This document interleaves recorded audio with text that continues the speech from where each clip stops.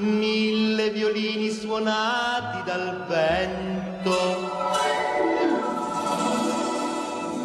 tutti i colori dell'arcobaleno vanno a fermare una pioggia d'argento, ma piove, piove sul nostro amor.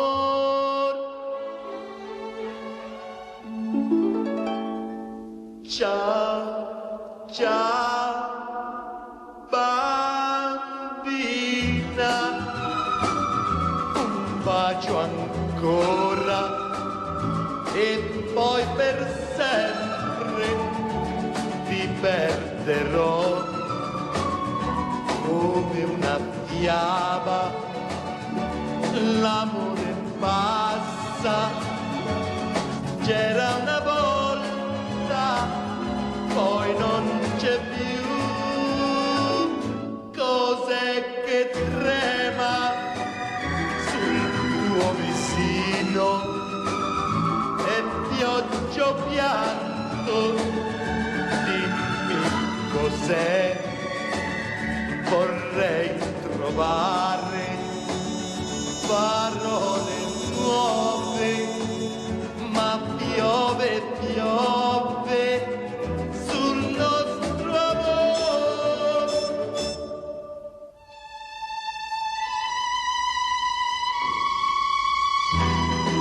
Ciao bambina, ti voglio bene da morire. Ciao,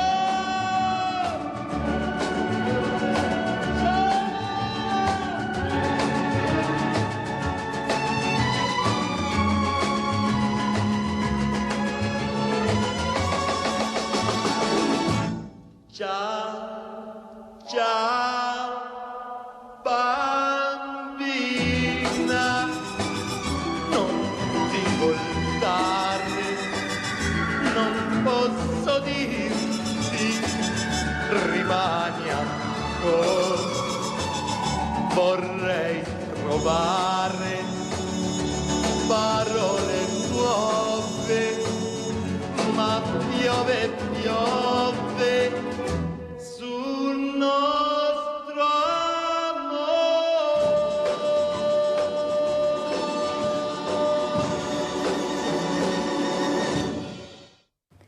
Buongiorno, buongiorno, buongiorno. Ciao, ciao bambina.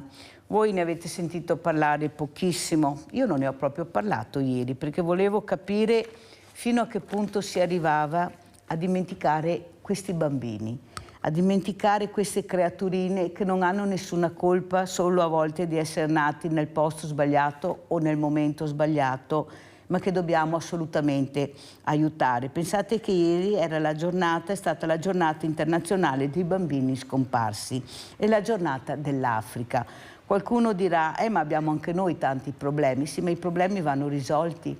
Non si possono lasciare questi bambini, queste creature senza assolutamente niente, pieni di malattie, perché vivono proprio all'estremo della decenza umana.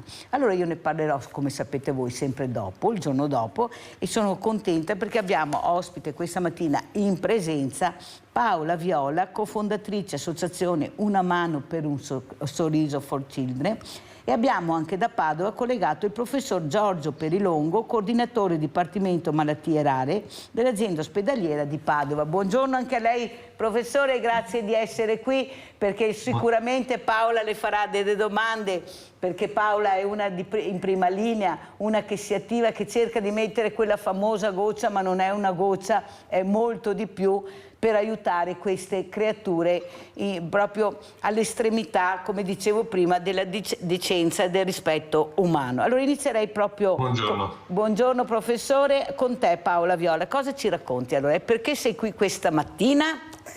Allora, io sono qui per portare, come sempre, la mia testimonianza, la nostra testimonianza, perché questo ormai, lo sai, è un fiume, un mare di persone che si stanno muovendo. E la mia testimonianza di come sia oggi importante aiutare le comunità che possono essere le comunità locali fino a dove operiamo noi, quindi in Africa, in Siria e in Turchia. Sono venuta per raccontare un nuovo progetto che è partito 2 o 3 mesi fa e che si chiama Orizzonte Blu. E noi dobbiamo guardare oltre i nostri orizzonti, perché oltre i nostri orizzonti ci sono tutti i nostri sogni, ci sono tutte le nostre aspettative, tutto quello che possiamo realizzare se ci crediamo. Purtroppo è stato un periodo veramente complicato per tutti, dove il nostro orizzonte spesso era fermo dentro la nostra casa oppure fermo prima della nostra finestra. Adesso dobbiamo assolutamente sforzarci a riaprire il nostro cuore, prima di tutto, la nostra mente e tornare a viaggiare nel mondo. Però oggi è anche una giornata importante, perché cosa succede oggi, Paola? Eh sì, oggi finalmente in Kenya ci consegneranno le chiavi dello Smiling Center, questo centro polifunzionale che da 2 anni stiamo costruendo quasi, dalla partenza dell'idea fino all'inizio della realizzazione lo scorso luglio. Questo è un centro polifunzionale dove tutti i bambini che vivono nelle baraccopoli, negli slum di Nairobi, potranno scoprire e sviluppare i loro talenti.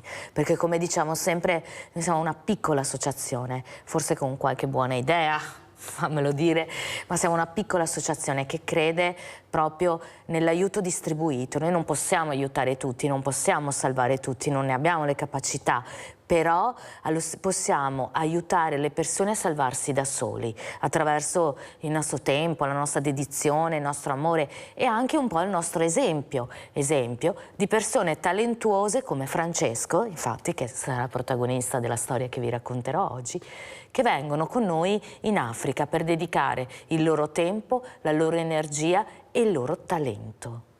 Allora, professor Perilongo, ecco, non possiamo aiutare tutti, ma possiamo aiutare. Di malattie rare si è iniziato a parlare, almeno a nostra conoscenza, da molto poco. Sono tante, ma sono poche, nel senso che sono tantissime, ma ogni di queste malattie rare ha dei numeri molto esigui. Certo che però abbiamo iniziato a conoscerle, abbiamo cercato anche di sviluppare un qualcosa per aiutare, anche parlandone, invitandone. Cosa sta succedendo? Professore, com'è la situazione per quanto riguarda queste malattie rare che a volte sono veramente devastanti per le famiglie? Prego. Beh, diciamo che a questo punto possiamo dire che molto si sta facendo a livello nazionale, ma soprattutto anche a livello europeo. Proviamo a dire alcune cose. Allora, la malattia rara, usata singolare, per definizione rara, però quando le usiamo al plurale, le malattie rare incominciano ad essere tante. E in una lista che si sta, come dire, incrementando giorno dopo giorno, perché le nostre capacità di diagnosi vanno aumentando, contiamo poco meno di 10.000 malattie rare, per cui ogni malattia è poca, è rara e è numericamente contenuta, ma molta. Però, per andando dal suo punto, allora per anni sono state, come dire, scotomizzate, neglette, non sono state considerate proprio perché rare, perché non avevano gruppi che si interessavano di questo, non avevano esperti, non si faceva ricerca in questo campo, non c'erano centri di riferimento. Diciamo che in realtà dagli anni 2000 ci sono stati molti interventi a favore dei malati rari e, diciamo, l'Italia è stata delle nazioni prime in Europa per elaborare una legge sulle malattie rare, che è stata tra l'altro rivista, una nuova legge quadro è stata aggiornata proprio nel novembre del 2021. Detto questo, allora per le malattie rare si sta facendo molto. Cosa ha fatto lo Stato italiano? Innanzitutto ha individuato una lista e ha fatto sì che a questi pazienti affetti da quelle malattie rare che lo Stato ha riconosciuto vengano dati molti aiuti in termini di contributo alla spesa sanitaria. Hanno una serie di esenzioni che permette a loro di percorrere questi iter terapeutici complessi e multiprofessionali senza costi aggiuntivi nei loro riguardi. Quindi è una popolazione per cui l'Italia ha riconosciuto l'esenzione cosiddetta ticket dalla spesa sanitaria. Poi quello che si sta facendo adesso è difficile sintetizzare tutto in un compo, ma diciamo un'azienda come l'azienda ospedaliera di Padova sta proprio profilando quelle che sono le caratteristiche per riuscire ad essere un punto di riferimento sicuro, un porto, come dire, certo, per i pazienti che hanno malattie rare e hanno bisogno di una presa in carico globale. Aggiungo una piccola cosa, poi mi taccio per non essere noioso. Ricordo che anche a livello europeo è nata nel 2017, è stato dato vita nel 2017 a un'iniziativa che ora sta condizionando l'intero panorama sulle malattie rare. Di cosa sto parlando? Del fatto che nel 2017 l'Unione Europea ha lanciato, ha dato vita a 24 network che uniscono fra di loro ospedali di eccellenza sulle malattie rare, 24 perché le malattie rare sono state raggruppate in 24 gruppi, malattie rare del fegato, del polmone, del cuore e via dicendo, quindi 24 network in relazione a questi 24 gruppi di malattie rare. E qual è il senso di questi network? Che nessuna nazione, diciamo nessun centro può rivendicare la capacità di gestire tutte le malattie rare. Qual è la risposta? Allora metterci, come dire, in contatto l'un l'altro, far girare informazioni, far girare conoscenze, far girare esperienze, in modo tale che ci si arricchisca l'un l'altro di conoscenze che possono diventare importanti solo se condivise. Con qual è l'obiettivo? Di far sì che dal nord al sud dell'Europa, dall'est all'ovest, i pazienti con malattie rare possono trovare quindi nel loro territorio la loro risposta. Quindi questi network, come diciamo, il prerequisito per far crescere la cultura a livello europeo sulle malattie rare e soddisfare, chiedo scusa, forse c'è un'ambulanza nel sottofondo che dà fastidio, e quindi fa sì che genericamente adesso, perlomeno come obiettivo, ovunque in Europa i pazienti affetti da malattie rare possono trovare risposta. Ultimissima battuta: il 70% delle malattie rare, 70-75%, sono ad esordio in età pediatrica e la grande maggioranza di queste, l'80-90%, sono su base genetica.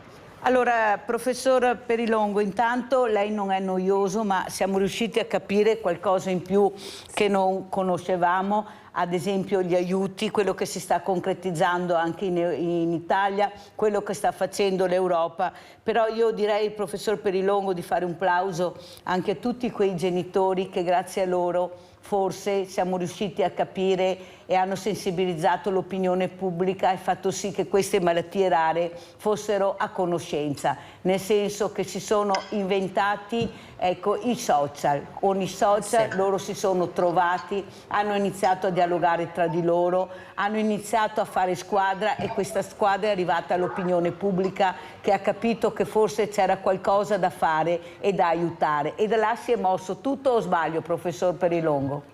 No, ha perfettamente ragione. Mi permetto di entrare nel tecnico e vediamo se riesco ad essere semplice, ma nel dire questo, vede, il concetto il termine malattie rare, usato così al plurale, senza nessun altro aggettivo, in realtà compare nella letteratura medica nella metà degli anni 80 negli Stati Uniti e a metà degli anni 90 in Europa. Da dove è nato tutto questo? Beh, sono nate dai pazienti che, dalle associazioni dei pazienti, che indipendentemente da essere affetto dalla malattia rara del cuore, delle reni, del polmone, hanno capito che condividevano degli stessi problemi. Quali? Ad esempio, l'odissea diagnostica. È difficile formulare diagnosi per malattie rare, ovviamente essendo rare sono poco conosciute. Era difficile trovare centri che potessero dare risposta ai loro bisogni. Poco era anche la ricerca su queste malattie rare e costosissimo se c'erano, ma spesso non c'erano farmaci. Allora, le associazioni sono state loro che hanno creato quella cosa, l'esperienza di essere un malato raro, un elemento che ha avuto un forte potere aggregativo, animato da spiriti di solidarietà, ma dalla volontà di far sentire la voce. Per cui è stato proprio per merito delle associazioni che il termine malattia rara è stato creato, ma è giunto nell'arena politica, cioè nell'arena di coloro che possono organizzare quella l'assistenza sanitaria. Per cui è indubbio, proprio indubbio, il ruolo che hanno avuto i genitori, le associazioni, vuol dire ecco, i pazienti, nell'indicare questi problemi e nel farsi portavoce di quelle istanze che poi la politica a livello nazionale e europeo ha recepito, dando vita a queste cose. I famosi questi network che vi dicevo a livello europeo non nascono in primis da noi medici, ma nascono in primis dalle associazioni che hanno detto abbiamo questi bisogni, crediamo che si risolvano in questo modo. La politica, adesso sto semplificando un po' perché non è... No, ma va bene. La politica ha recepito questo messaggio e ha dato vita. Finalmente, sempre grazie all'opinione pubblica, alla sensibilizzazione dell'opinione pubblica, perché l'opinione pubblica fa numeri e loro per essere su quelle poltrone hanno bisogno dei nostri numeri, capite? Perché sono sensibilizzati, perché funziona così. Una cosa sola, professore, volevo, e dopo passiamo anche a vedere quello che ha fatto la nostra Paola Viola, perché è molto molto importante. Quello che io mi ricordo, professor Perilongo, è che io ho avuto vari genitori ospiti in questa trasmissione con bambini affetti da malattie rare, anche ragazzi. E mi ricordo quella mamma quando ha detto, quando sono andata all'ospedale, hanno visitato mia figlia e dopo ore di attesa è uscito il medico e ha detto: signora, noi non sappiamo cosa fare, la bambina se la deve riportare a casa perché non sappiamo come fare, come curarla. Questa mamma si è ritrovata nella disperazione più totale, non supportata da nessuno, e questo l'ho trovato una cosa indecente, professor Perilongo, perché dire a un genitore non so cosa fare a tuo figlio, arrangiati, perché questa è... È ritornata, sì, l'ha dichiarato qui davanti alle... Qui nel Veneto, cioè esatto. Non che andiamo tanto lontano. E praticamente lei disperata con suo marito sono ritornati a casa, non si sono arresi, non è possibile non avere nessuna risposta, e tramite i social, come ha detto lei, hanno trovato altre realtà che avevano quasi lo stesso problema e l'hanno iniziato a fare rete e a conoscere, e un po' alla volta sono arrivati a capire cosa aveva sua figlia. Ecco, io non voglio incolpare nessuno, professor Perilongo, però ancora una volta abbiamo queste persone, questi genitori, queste creature completamente soli, non c'è il supporto. Io dico sempre, a me non me ne può fregare di meno delle grandi strutture dorate, io voglio personale competente, ho diritto a essere curata nella maniera proprio più attenta possibile da professionisti. È quello che bisogna investire sulle persone, basta con le strutture, non ne possiamo più di strutture, abbiamo bisogno di persone, talenti. Servizi alle persone. O sbaglio, professor Perilongo? Questa è una mia idea, ma penso che sia condivisa da molto. Aiuti alle persone, servizi alle persone. Prego. Questo è fuori di dubbio, perché intorno a una malattia rara del cuore, del polmone, del fegato, di quello che è, c'è un essere umano che in una situazione ovviamente di fragilità, che è la condizione di malattia, perché essere malati è una condizione di fragilità fisica, ma psicologica e quant'altro. Quindi non c'è ombra di dubbio che la priorità è venire incontro a questo uomo, a questa donna, a questa bambina, questa famiglia che sta vivendo un momento di difficoltà come quello della diagnosi di malattia o il sospetto di malattia, indipendentemente da quale sia. Ed è chiaro che la priorità proprio assoluta è farsi carico di questa famiglia. Grazie professor Perilongo. Grazie. Abbiamo una telefonata, Adriana. Ciao Adriana. Buongiorno. Prego. Io volevo ringraziare il dottore Perilongo e tutta la loro equipe che c'era anni fa, che hanno curato mio nipote. Adesso ormai mio nipote ha 27 anni, è ancora sotto la cura lì, che va 2 volte all'anno con i suoi analisi e tutto, a Padova, però l'hanno curato lì, alla Città della Speranza. Guarda Se ti Adriana, ricorda- cade a pennello la tua telefonata perché ancora una volta non ti ricordi il letto o i carelli No, o la no, struttura, ti noi ricordi del avevamo professore e degli della sua equipe. Ti ringrazio di questa telefonata perché fa capire che forse abbiamo parato giusto con quello che abbiamo detto. Prego Se Adriana. lui si ricorda, quella volta che io ero in ambulatorio con mio nipote, è venuto dentro lui con 4-5 studenti per insegnare a loro cosa aveva mio nipote. Ha capito? Ho capito, sì. Grazie Adriana. Professore, Niente. come commenta questa telefonata che penso veramente non le faccia piacere di più, perché queste sono le cose che importano. Il valore della telefonata non è l'ospedale, è il professore, l'equipe e quello che è rimasto nel cuore di Adriana. Prego professore. No, allora non voglio prendermi nessun merito, diciamo che è un'enfasi che tutta l'azienda, guardi, tutta l'azienda là, ma mi permetta, non sto, come dire, attirandomi la benevolenza di chi è il mio superiore, ma veramente anche l'attuale direttore generale, dottor Dalben, ci sta martellando con l'idea di: mi raccomando, siate accoglienti, gentili e professionali con le persone. Questo è un mantra in realtà che ha caratterizzato sempre l'azienda, ma diciamo che a cascata ormai ci ha come dire, contagiato tutti in questo atteggiamento. Per cui mi fa solo piacere, adesso indipendentemente ovviamente dal ringraziamento che ricevo, che peraltro se il bambino ha 28 anni fa capire che non sono più giovanissimo, ma lasciamo stare, perché io tratto i bambini, ma lasciamo stare questo particolare che emerge. Diversamente Però, giovane, professor Perilongo, lei è diversamente giovane. Ecco, esatto. Credo di essere entrato nell'età in cui stingono solo dei giovani e anziani. Adesso non lo so, sono al limite tra il giovane anziano o l'adulto cresciuto. Adesso non importa. Comunque voglio solo dire che è uno sforzo veramente continuo questo dell'umanità. Allora mi permette di dire è una sciocchezza, ma insomma una cosa bella. Il Dipartimento di Pediatria e di Salute del Bambino ogni mese organizza quelli che siano dei ground round, dove parliamo di scienza ovviamente, di malattia. Però non solo.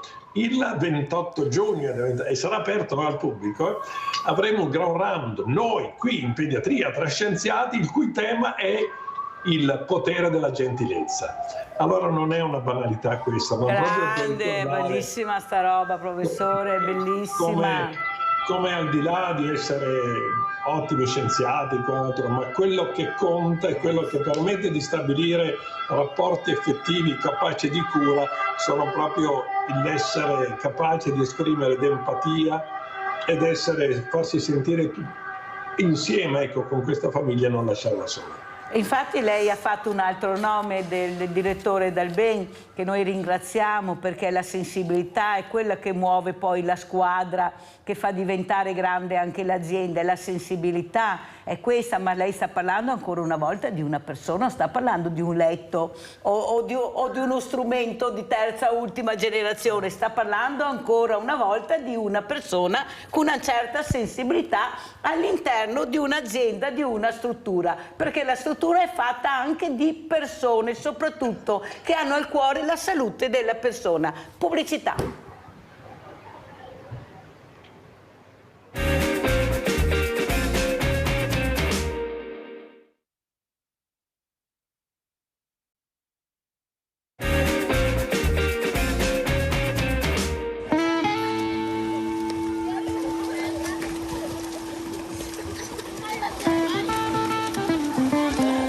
Per noi può sembrare tutto normale, dei bambini che giocano in piscina, ma non lo è. La maggior parte di questi bambini vivono nelle baraccopoli, ai piedi di una delle discariche più grandi di tutta l'Africa. Giocano, sognano, studiano e mangiano qui dentro. Questi bambini oggi per la prima volta hanno visto in vita loro una piscina. L'unica acqua che avevano visto fino ad ora è quella sporca, dentro a un bicchiere recuperato nella discarica.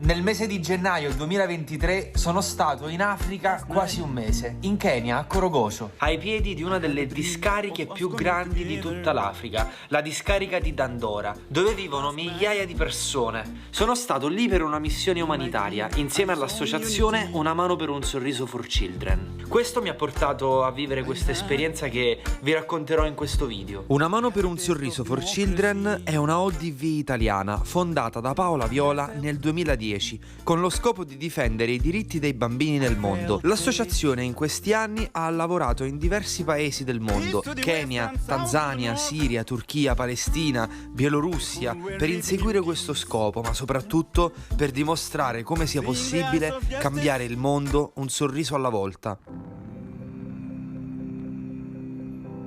L'arrivo a Nairobi è stato subito duro e abbiamo subito fatto i conti con la realtà. Man mano che ci allontanavamo dal centro e arrivavamo verso la baraccopoli, abbiamo visto fiumi di gente camminare, alcuni senza una meta, visibilmente drogati. Oddio, ma veramente? Le strade sempre più dissestate e l'odore, persino in macchina, sempre più pesante, riconducibile alla ormai vicina discarica di Dandora. Prima siamo passati in un punto dove c'era un sacco di gente, dei ragazzi si erano messi davanti, non ci volevano far passare, poi per fortuna degli altri sono intervenuti, li hanno fatti spostare e siamo passati. Però non è proprio tranquillissimo qui. C'è una puzza, sento il naso come se avessi un sacco di polvere nel naso. Benvenuto nello slam. Qui è dove dormirò io, con qualche altro volontario che arriverà domani. Paola aveva già organizzato tutto, affittato un piccolo appartamentino subito ai piedi della baraccopoli. Rispetto alla zona dove eravamo, era un hotel a 5 stelle. Eccone un altro che si è nascosto lì dietro. Mi sa che dobbiamo conviverci, sai? L'ambientamento c'è stato. Paola ci spiega subito la prima regola fondamentale per non avere problemi in strada. Allora, non fermatevi mai per strada a parlare con nessuno, non date confidenza a nessuno, non salutate nessuno. Profilo sempre molto basso. Ok. Vi spiego un po' meglio cosa sto facendo. Una Mano per un Sorriso for Children da oltre 10 anni opera anche qui a Korogoso. Hanno aperto 2 scuole e in questi ultimi mesi stanno costruendo un centro polifunzionale, lo Smiling Center. This is a new smiling center. This is a new smiling center. Ah, questa sarà una palestra. Questa è la prima sala informatica dove saranno messi i tavoli con i computer, la lavagna. E fuori dallo smiling, quella è la discarica di Dandora. La prima scuola che hanno sostenuto è fatta da pali di legno e lamiere bucate. Eppure questo luogo non mi ha mai trasmesso amarezza. Anzi, ho percepito sin da subito l'energia, la positività ed il sorriso di decine e decine di bambini che vengono qui perché è la cosa che li rende più felici al mondo. È indescrivibile sentirsi sopraffatti da tutto questo. Proprio qui, che non c'è nulla che abbia un valore materiale, sono i sogni e le speranze a riempire gli ambienti e a renderli vivi e potenti. Allora, in questa zona dove stiamo, che si chiama, se lo pronuncio bene, Gomongo, non posso fare molti video perché è pericoloso. Ci hanno detto di non filmare, però siamo arrivati ora alla nostra scuola, che è qui. Questo è l'ingresso della Smiling School e dove qui oggi iniziamo il primo giorno di scuola. Questa è la Smiling School, la prima scuola di Gomongo, quella dove abbiamo iniziato a lavorare nel 2014. E dove c'è ancora una scuola? Certo. È attiva. This is a school. This is a school, a smiling school. This is a smiling school. Abram è il preside della scuola. È nato a Gomongo ed è uno che ce l'ha fatta. Incredibile che questa sia una scuola, Tanta roba. Scusa, queste sono le classi, quindi questa è la classe terza. È immediato vedere la differenza enorme che c'è tra lo Smiling Center e questa scuola. Questo è il bagno della scuola. mi rendo subito conto che Paola è una donna incredibile, piena di energia e piena di risorse. È sempre positiva, pronta a risolvere qualsiasi problema, ha un cuore enorme. Innanzitutto è necessario ascoltare, mettersi in una condizione di ascolto e di accoglienza, di non giudizio, perché comunque tante cose sono assurde, strane, sbagliate, ma tu non puoi capire perché vengono fatte così. Io ho il privilegio di poter stare quasi un mese insieme a questi bambini per parlargli del mio amore per il mare, una passione che ha iniziato ad ardere in me sin da piccolo. È un'occasione anche per me. Oggi sono qui per dare il mio piccolo contributo, per far capire a questi bambini che ce la possono fare, che se si impegnano, se studiano e se sono disposti a lavorare duro, possono uscire dalla povertà e possono realizzare tutti i loro sogni. So if you want just to dream, you can stay at your home all day and you can dream. But if you want to realize your dream, you have to work. Mi sono messo d'accordo con un po' di amici che mi hanno spedito tantissime maschere subacquee da regalare ai bambini. Starò qui più di 20 giorni insieme a loro e proverò a fargli un corso di nuoto e di apnea teatrali. Eh sì, perché il mare non c'è, non lo hanno mai visto, forse neanche lo conoscono. Proverò a spiegargli con alcuni miei filmati e con le mie doti da napoletano gesticolatore che molto oltre questa discarica c'è una cosa grande che si chiama mare. E in questo immenso cumulo di acqua ci si può nuotare, navigare con delle barche e ci si può anche immergere, trattenere il respiro e uscire anche dalla forza di gravità. Metteremo tutte le maschere subacquee e immagineremo che quella dove siamo non è più una discarica, ma è il mare. Se impari a cercare la libertà, prima o poi la troverai, anche se parti dalla discarica di Dandora. Stiamo facendo i disegni su cartoncini che dobbiamo fare la scenografia del mare. Il sole è fragile, instabile e precario, chiara e magnetica, leggera comune, sempre moderna anche quando è fuori moda, sempre bellissima cammina sulla strada, all'orizzonte, dietro la fronte, sul palcoscenico, dietro le quinte, insegnami a allenare, a vivere le cose. Viva la libertà, viva la libertà, viva la libertà, viva la libertà, viva la libertà, viva la libertà, viva la libertà, viva la libertà. Allora, io non voglio ringraziare Paola Viola.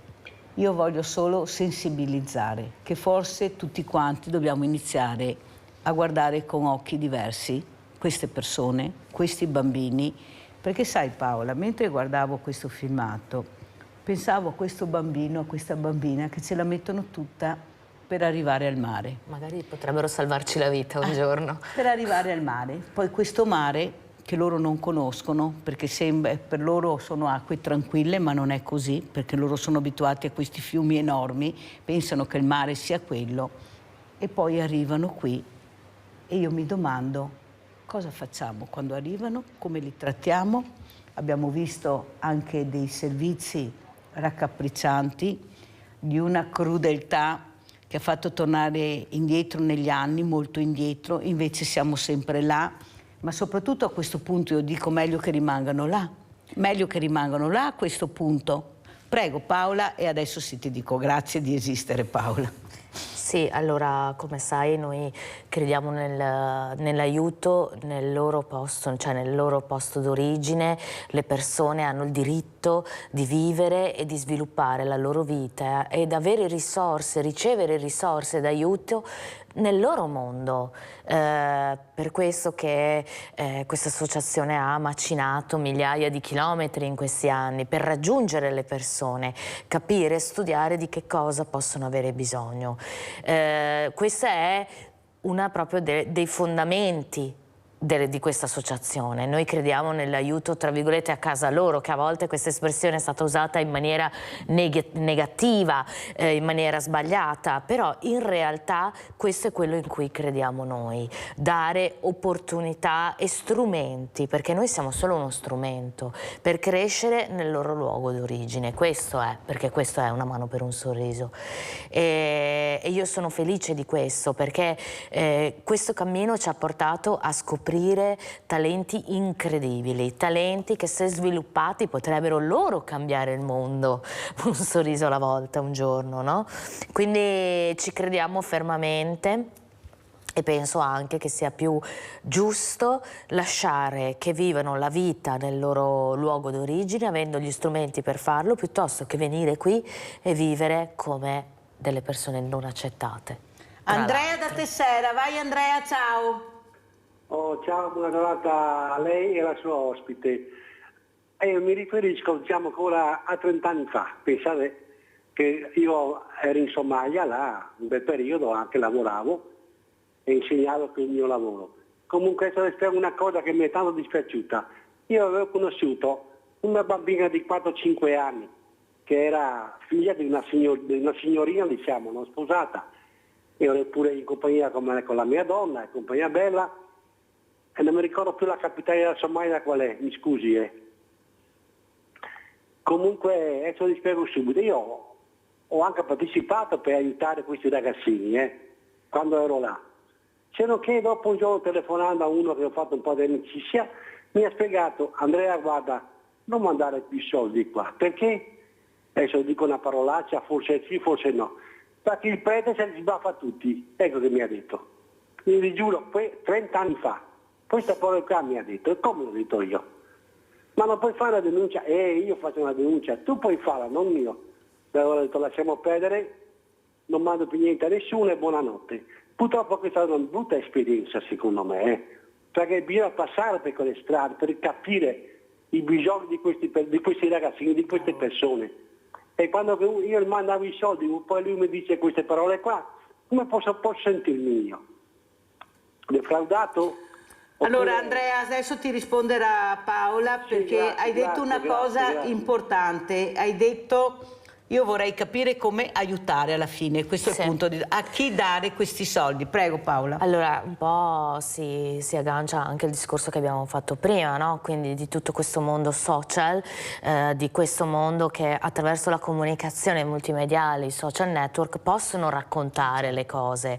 Quindi oggi, ma è sempre stato, ma oggi ancora di più, secondo me, non è solo spendere le donazioni, una grande responsabilità e un grande impegno, ma è anche darle, perché bisogna informarsi, bisogna guardare, bisogna capire, bisogna studiare le realtà. C'è la possibilità in questo momento di farlo, e quindi questa responsabilità è da ambo le parti, sia chi dona che chi riceve, come spendere. Quindi anche chi dona ha la responsabilità di capire a chi sta dando aiuto, perché gli aiuti sono così indispensabili e così pochi che, come parlavamo prima, appunto, la cosa più importante è non disperderli.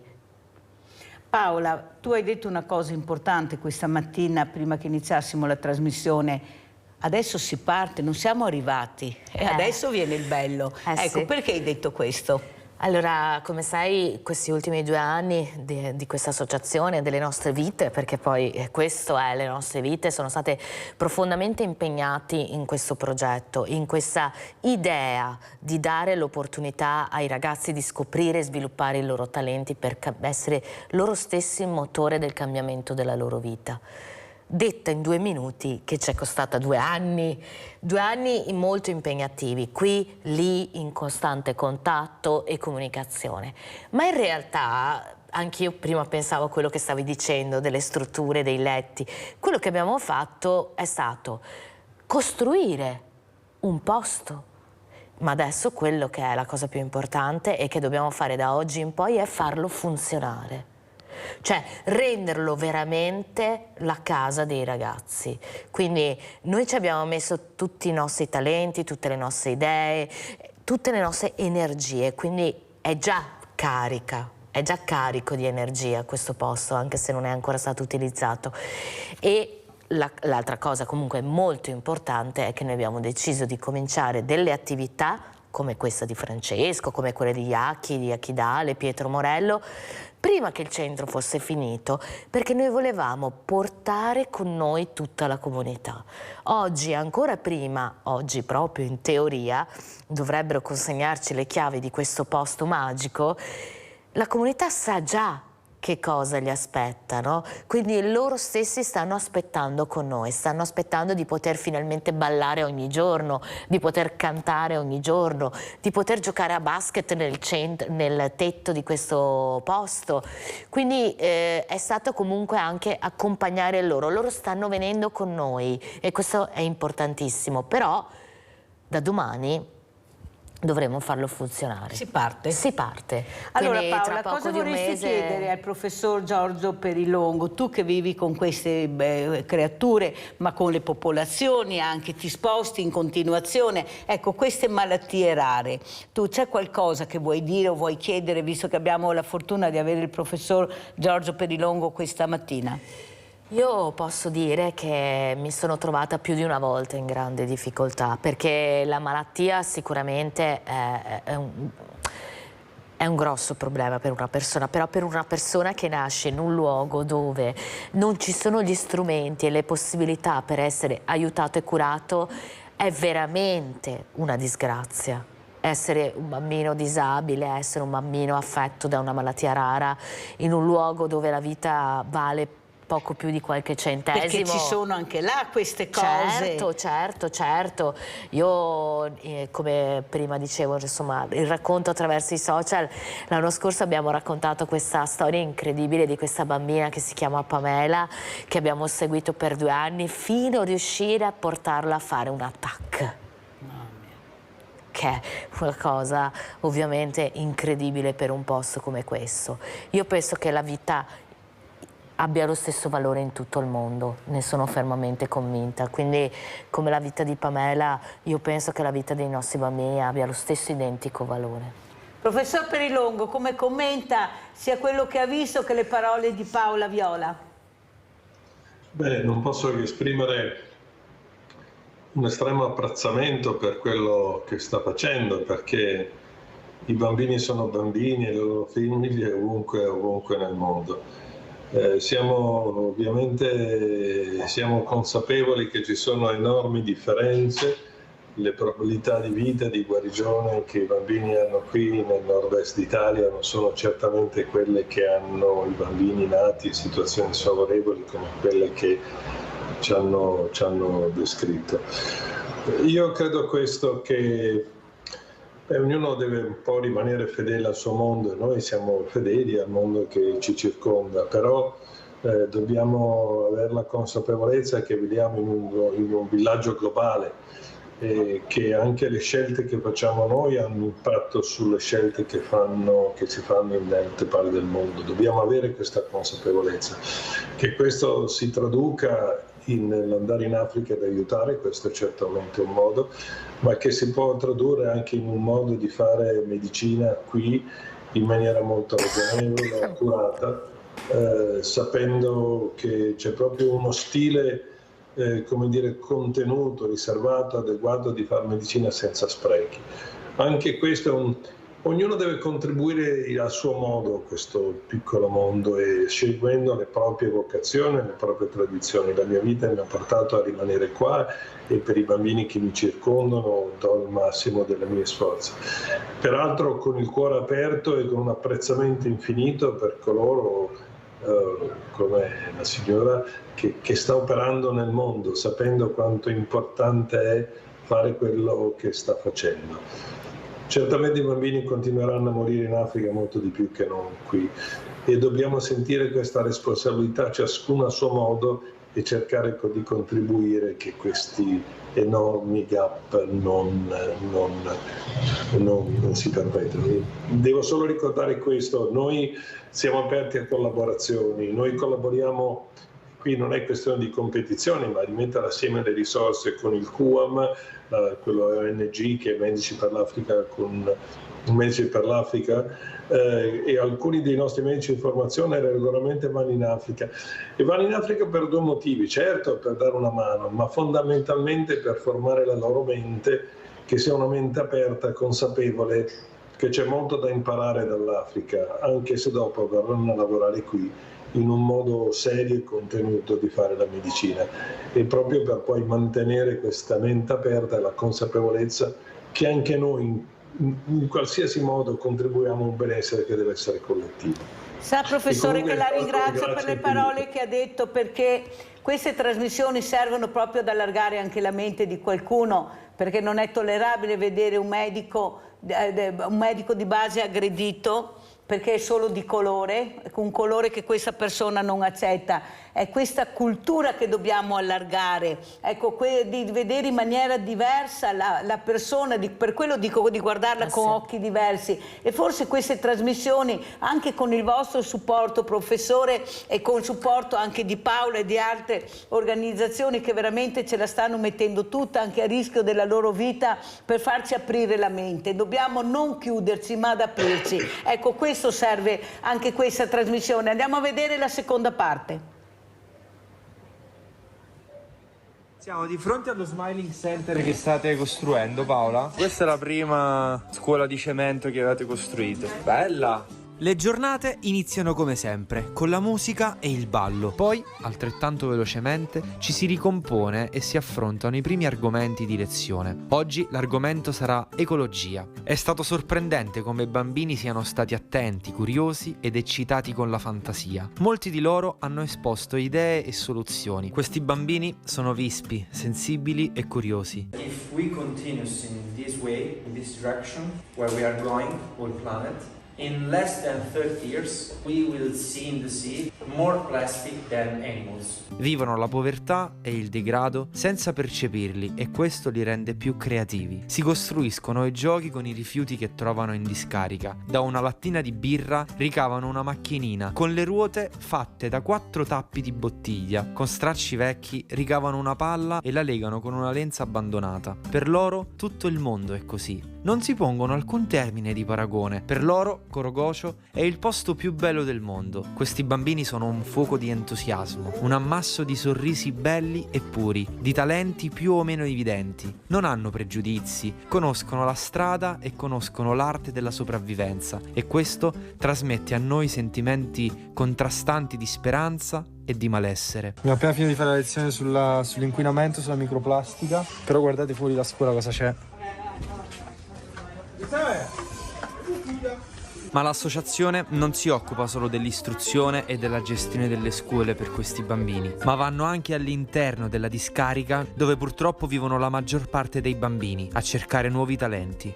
Stiamo andando alla discarica di Dandora, ma oggi l'obiettivo è un po' particolare, diverso. Oggi stiamo andando alla discarica per costruire delle fotografie con i ragazzi, per raccontare la differenza tra ricevere la possibilità di sviluppare i propri talenti e la vita che purtroppo sembra il loro destino, no? Vogliamo aiutare questi ragazzi a sviluppare e scoprire i loro talenti.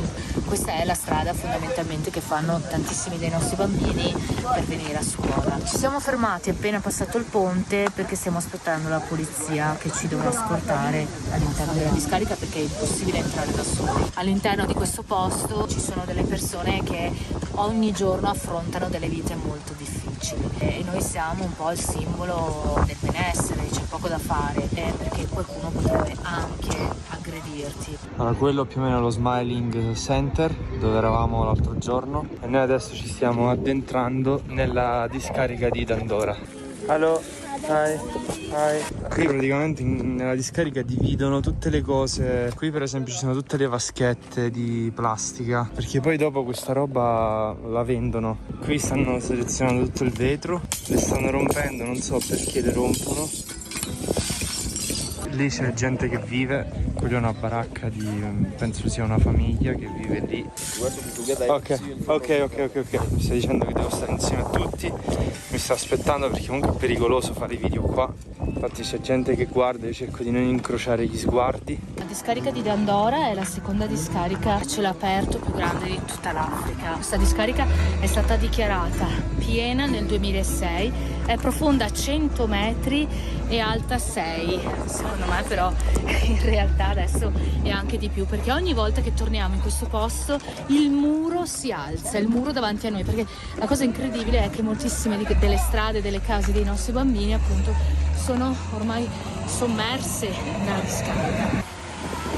Sta arrivando della spazzatura nuova e sono tutti bambini pronti per cercare di trovare qualcosa di interessante. Quei bambini hanno qualcosa nella busta, forse hanno trovato qualcosa da mangiare.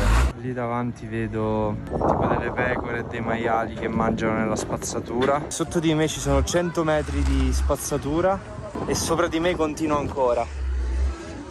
Le mosche mi stanno mangiando.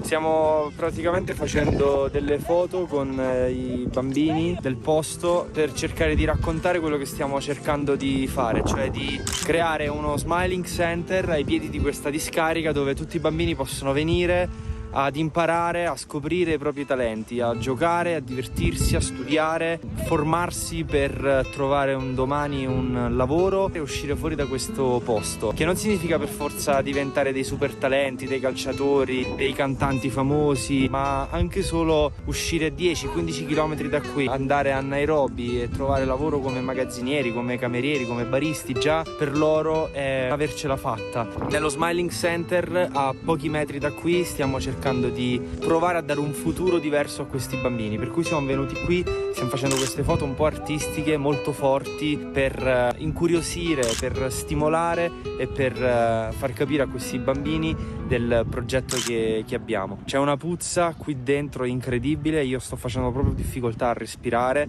se poco riempio di più i polmoni sento proprio dell'acido, mi viene da tossire, da vomitare, quindi sto cercando di respirare il meno possibile. E abbiamo quasi finito, tra l'altro è molto pericoloso stare qui, siamo scortati da 2 poliziotti più Abram, che è il direttore dello Smiling Center che è del posto. C'è molta gente qui intorno che vive purtroppo in queste condizioni, vivono qui perché trovano da mangiare, perché riescono ad arrivare al giorno seguente, perché in questa discarica si trova di tutto. Quindi purtroppo stiamo vedendo bambini, adulti, donne che lavorano in questa discarica H24 per cercare semplicemente di tirare a campare. È una situazione che se non vivi, se non vieni qui non la riesci a percepire, a capire. Sappiamo tutti che esiste la povertà, sappiamo tutti che purtroppo c'è ancora gente che muore di fame, però finché siamo seduti nella nostra poltrona e siamo nei nostri comfort non riusciamo a percepire veramente il malessere e la tristezza che si prova venendo in questi posti. Qui dietro questi lenzuoli ci sono dei pezzi di terra, coltivano ortaggi, quindi tutta quest'area qui è un orto. Però allo stesso tempo si percepisce tutta la speranza, la positività, l'entusiasmo che hanno queste persone. Quindi non è un'Africa di bambini che piangono, che muoiono, non è solo questo l'Africa. L'Africa è anche positività, è entusiasmo, è passione, è curiosità, è stimoli, perché questi bambini in realtà sono vivi, vivono. Fare questi video anche per me, parlare davanti alla telecamera in questo contesto emotivo molto forte non è semplice. Allora, perché faccio vedere questi filmati?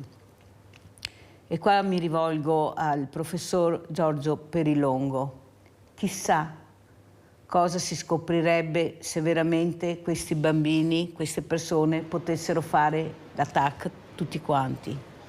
Chissà cosa si scoprirebbe nel corpo umano, questo corpo umano che si adatta a questa macchina meravigliosa che abbiamo, questa macchina perfetta che si adatta a qualsiasi situazione fin da piccoli, dove non hai neppure tutti gli anticorpi, esatto. Eppure questa macchina meravigliosa si adatta a qualsiasi schifezza, nefandezza, inquinamento, malnutrizione, perché è una macchina perfetta. Cosa vuol dire, professor Perilongo? No, mi sento le chiedo scusa, ma mi sento un po' di dissentire. No, non siamo una macchina perfetta, siamo una macchina che ha capacità di adattamento, ma le capacità di adattamento sono limitate. Quelle esposizioni, abbiamo visto, quelle situazioni di terribile stato di igiene non possono che avere alla fine degli impatti negativi.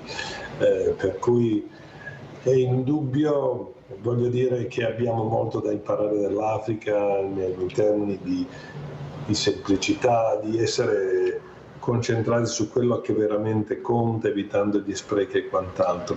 Però il nostro sforzo è quello di riuscire man mano, piano piano, a far sì che quelle situazioni di degrado sociale, civile e anche umano si risolvano, perché laddove c'è povertà, laddove c'è negligenza umana e strutturale, non ci può essere salute. È chiaro che è uno sforzo immane, però sì, siamo una macchina con grande capacità di adattabilità.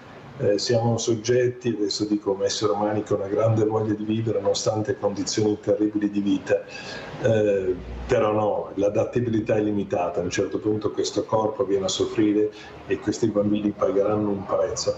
Se non altro, e allora adesso recupero anche una cosa, io credo che la salute richieda cultura, lo sforzo che stanno facendo la signora con le sue iniziative sono enormi, perché ci vuole cultura. E la cultura e conoscenza, perché queste permetteranno degli avanzamenti. È chiaro, ovviamente, assieme agli interventi di natura strutturale, finanziaria, però è importante creare questa cultura di conoscenza di se stessi, dell'essere umano, di quello che devono fare, perché da lì incominceranno anche inizieranno delle forze molto efficaci per proiettarsi al futuro. L'importante è investire su di loro, ecco, non essere imperialisti e esportare benessere, no, devono ovviamente dobbiamo metterci al fianco di loro, perché loro costruiscono il loro benessere e il loro futuro. Ringrazio veramente tanto il professor Giorgio Perilongo, coordinatore Dipartimento Malattie Rare, Azienda Ospedaliera Università di Padova. Veramente grazie professore di essere stato con noi e buon lavoro veramente. Grazie. Saluto tutti gli ascoltatori, arrivederci, grazie a voi, grazie. Congratulazioni per questa trasmissione, congratulazioni. Grazie professore. Allora Paola rimarrà con noi perché avremo anche altri filmati, però la mia ulteriore aggiunta a quello che ha detto il professor Perilongo è che io sono convinta che questi bambini, queste persone sono nate perfette. Questa macchina, il corpo umano perfetto, è l'uomo che poi ha cambiato questa macchina perfetta, questa macchina che si deve adattare, che è il corpo umano, ma quella natura era incontaminata, loro avevano una natura incontaminata dove chissà quanta frutta, chissà quante cose, pesci, di tutto c'erano, eppure è arrivato là, i grandi della terra sono arrivati là con le discariche che hanno portato questo, hanno portato l'inquinamento, le malattie, perché non c'erano là le malattie, noi vediamo nelle tribù tribali, le malattie non esistono, siamo noi che quando arriviamo sfortunatamente portiamo là delle cose che loro non sanno neanche che esistano. Infatti. O sbaglio Paola? No, infatti è una cosa di cui non abbiamo parlato molto né l'altra volta né in generale. È una parte di questo centro, che ci sarà una parte di questo centro proprio dedicato alla parte medica. Infatti la palestra che abbiamo fortemente voluto per iniziare questi corsi di danza e motoria con i ragazzi sarà anche appunto una palestra riabilitativa per la disabilità. In più al centro, proprio del centro, nella pianta, si vede questa piccola stanza che si chiama ambulatorio. Cosa ci fa un ambulatorio, lo Smiling Center? Questa è una delle tematiche, è stato molto interessante infatti ascoltare anche i pareri in questa tematica. È una delle tematiche che noi teniamo particolarmente è quando siamo arrivati in Africa, in particolare negli Islam, abbiamo chiesto: ma questi bambini sono tutti malati? Sono tutti malati. Perché? Che cosa hanno? E non lo sa nessuno, perché questi bambini non hanno ricevuto, non sono mai andati in ospedale, non hanno mai fatto una visita medica. Quindi uno dei nostri obiettivi, per esempio, è quello di creare una specie di screening di che cosa c'è, che cosa sta succedendo, proprio partendo dal basso. Quello che ho detto io al professore, se andiamo là cosa troveremo, cosa scoprirete. Esatto. Paola da Campo San Piero, vai Paola. Ciao Mirella. Ciao. Ciao. buongiorno anche alla tua ospite. E mi trovo anche d'accordo con quello che ha detto la mia omonima Paola riguardo al fatto che persone dovrebbero essere aiutate nel posto dove chi vive, chi ha affetti, che ha cose, anche se in questi casi da tanto poco. Dopodiché riguardo a quel che diceva in servizio Paola, che doveva tenere appunto un profilo basso, eccetera. Ecco, io ormai con 70 anni posso dire quello che voglio, ecco, e anche penso che certe volte per avere aiuti non si deve un po' senza nessun colpa intellettuale, insomma, ecco, e cerca di avere il massimo, insomma, se vuoi perseguire uno scopo di aiuto. E noi diamo tanti soldi ai governi, i nostri politici danno tanti soldi ai governi e questi soldi dà a poesia al Stato, dove chi va, noi va a finire dopo alle persone che noi dovrissimo aiutare. Noi fa appunto pozzi per l'acqua, non cerca di bonificare, non fa niente, questi soldi qua si tiene, tanto che abbiamo visto, come si dice, Revolution Nord Africa, pareva che era di versare tutto e si ritrova con questi capi che scampano con gli aerei, con i sky, con tutto i beni in Europa, con gli aerei pieni di soldi che ha truffato, che ha messo via tutti gli anni.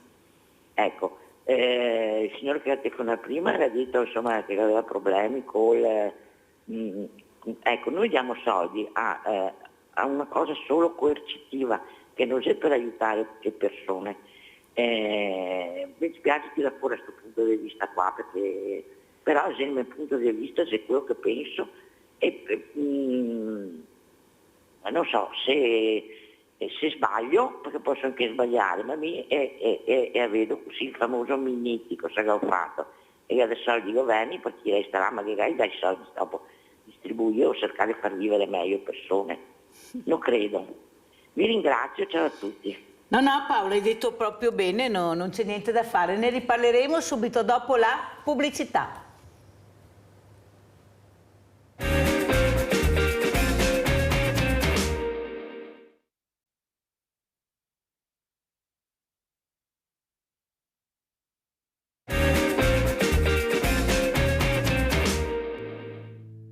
Ci sono dei bambini che sono venuti affamati. If you want to eat, come inside. Where is the rice? C'è Wesley che sta parlando con il suo sostenitore, che è un ragazzo italiano che gli paga la rata, diciamo, per farlo andare a scuola. Molti bambini per fortuna hanno trovato il loro sostenitore, che è dall'Italia o anche da un po' in giro, no? Non solo dall'Italia, soprattutto dall'Italia. Volontari dell'associazione che fanno il bonifico di 20 euro al mese all'associazione, quindi bello. Sono emozionato, non riesco a parlare. Cominciamo un nuovo progetto di scuola di fotografia, che è un progetto di storytelling fondamentalmente. Bello, mamma mia. Che metterà insieme la fotografia e il video. I bambini sono molto attratti dalle nuove tecnologie e quello che vorremmo insegnare loro è ad utilizzarle al meglio per imparare a esprimersi, raccontarsi al mondo, eccetera, eccetera. Quindi il gioco era semplice, uno era il reporter e l'altro faceva la star. Il reporter poteva fare tutte le domande che voleva e la star poteva rispondere come meglio credeva. Guardate che risposta ha dato Wesley a Pietro alla domanda: che cos'è per te l'amore? And so do you love someone now? Now, In your life? I love my mom. Love is if you care for someone, that means you love her or him. Some people just think if you say that I love you now, they think that is that deeper one, or they just think their own things, you know. You love that girl because you want to care for her, you want to help each other. Yeah. Una mano per un sorriso è molto di più. È l'insieme di tantissimi volontari che hanno scelto di trasmettere i loro talenti a questi bambini, che ciclicamente vengono qui in Africa e non solo per portare avanti i molteplici progetti di questa ODV. Siamo un gruppo di assistenti sociali che lavorano con una mano per un sorriso e portiamo un progetto di educazione mestruale che serve per educare alla ciclicità, che è tutto legato alla natura, l'importanza del corpo, del rispetto e della fertilità. Il sangue mestruale non è un sangue di guerra, ma è un sangue di vita. Subito dietro lo Smiling School c'è un piccolo appartamento dove fino a qualche mese fa viveva Abram con la sua famiglia e adesso è diventato il luogo in cui vivono gli studenti che non hanno una dimora. This is my home. So we live here in this house. My wife, my 5 children. Alcuni dormivano sul divano, alcuni dormivano sulle poltrone e altri dormivano per terra. The kitchen, a very full big kitchen. Big kitchen. Big kitchen with every stuff inside. We call it open bathroom. You see? Big bathroom outside there where they can take shower, something like that. Ok. Quando piove qui si riempie di fango praticamente, non... Sì, è un fiume di fango praticamente, perché per noi è difficile bere questa acqua o accettare di stare seduti in un posto così per stare in compagnia e fare due parole, ma è proprio questa l'umanità che fa la differenza di questa associazione, perché io ho sempre fatto questo dal primo giorno. Bellissimo. Io la prima ad accettare loro. Senza l'elettricità si può anche vivere alla fine, senza l'acqua no. E infatti lui ha detto la più grande sfida della nostra zona è che a volte per raggiungere l'acqua dobbiamo fare anche 10 km a piedi. Parlare con una persona come Abraham ti apre la mente, ti fa riflettere ogni momento. Quello che impari qui in un giorno da queste persone non lo puoi imparare per tutta la vita studiando qualsiasi tipo di enciclopedia, libro che ti venga dato. Vi faccio capire com'è la scuola. Qui queste sono le varie aule dove abbiamo fatto questi giorni lezione nell'altra aula. Questa è l'aula principale dove adesso stanno giocando i bambini, stanno ballando. Questa è un'altra aula e qui c'è la cucina della scuola, perché la scuola ha anche la mensa. C'è una signora che viene a cucinare per i bambini e questa è la cucina. Adesso stanno facendo il riso. Oggi per fortuna c'è del legno truciolato come combustibile, di solito c'è plastica. Stanno facendo riso con vegetables. E adesso Rhoda, che è quella che ha vinto la gara di ballo, è stata chiamata a dare una mano in cucina e a tagliare la verdura. Rhoda non ha ancora nessun sostenitore. No, quando vedi un bambino con questo talento pazzesco, perché lei è brava in tutto, è brava a scuola, è brava a ballare, vuole imparare a giocare a scacchi. Rhoda è proprio un talento e quindi spero di trovare qualcuno che la sostenga a scuola, perché lei deve continuare a studiare.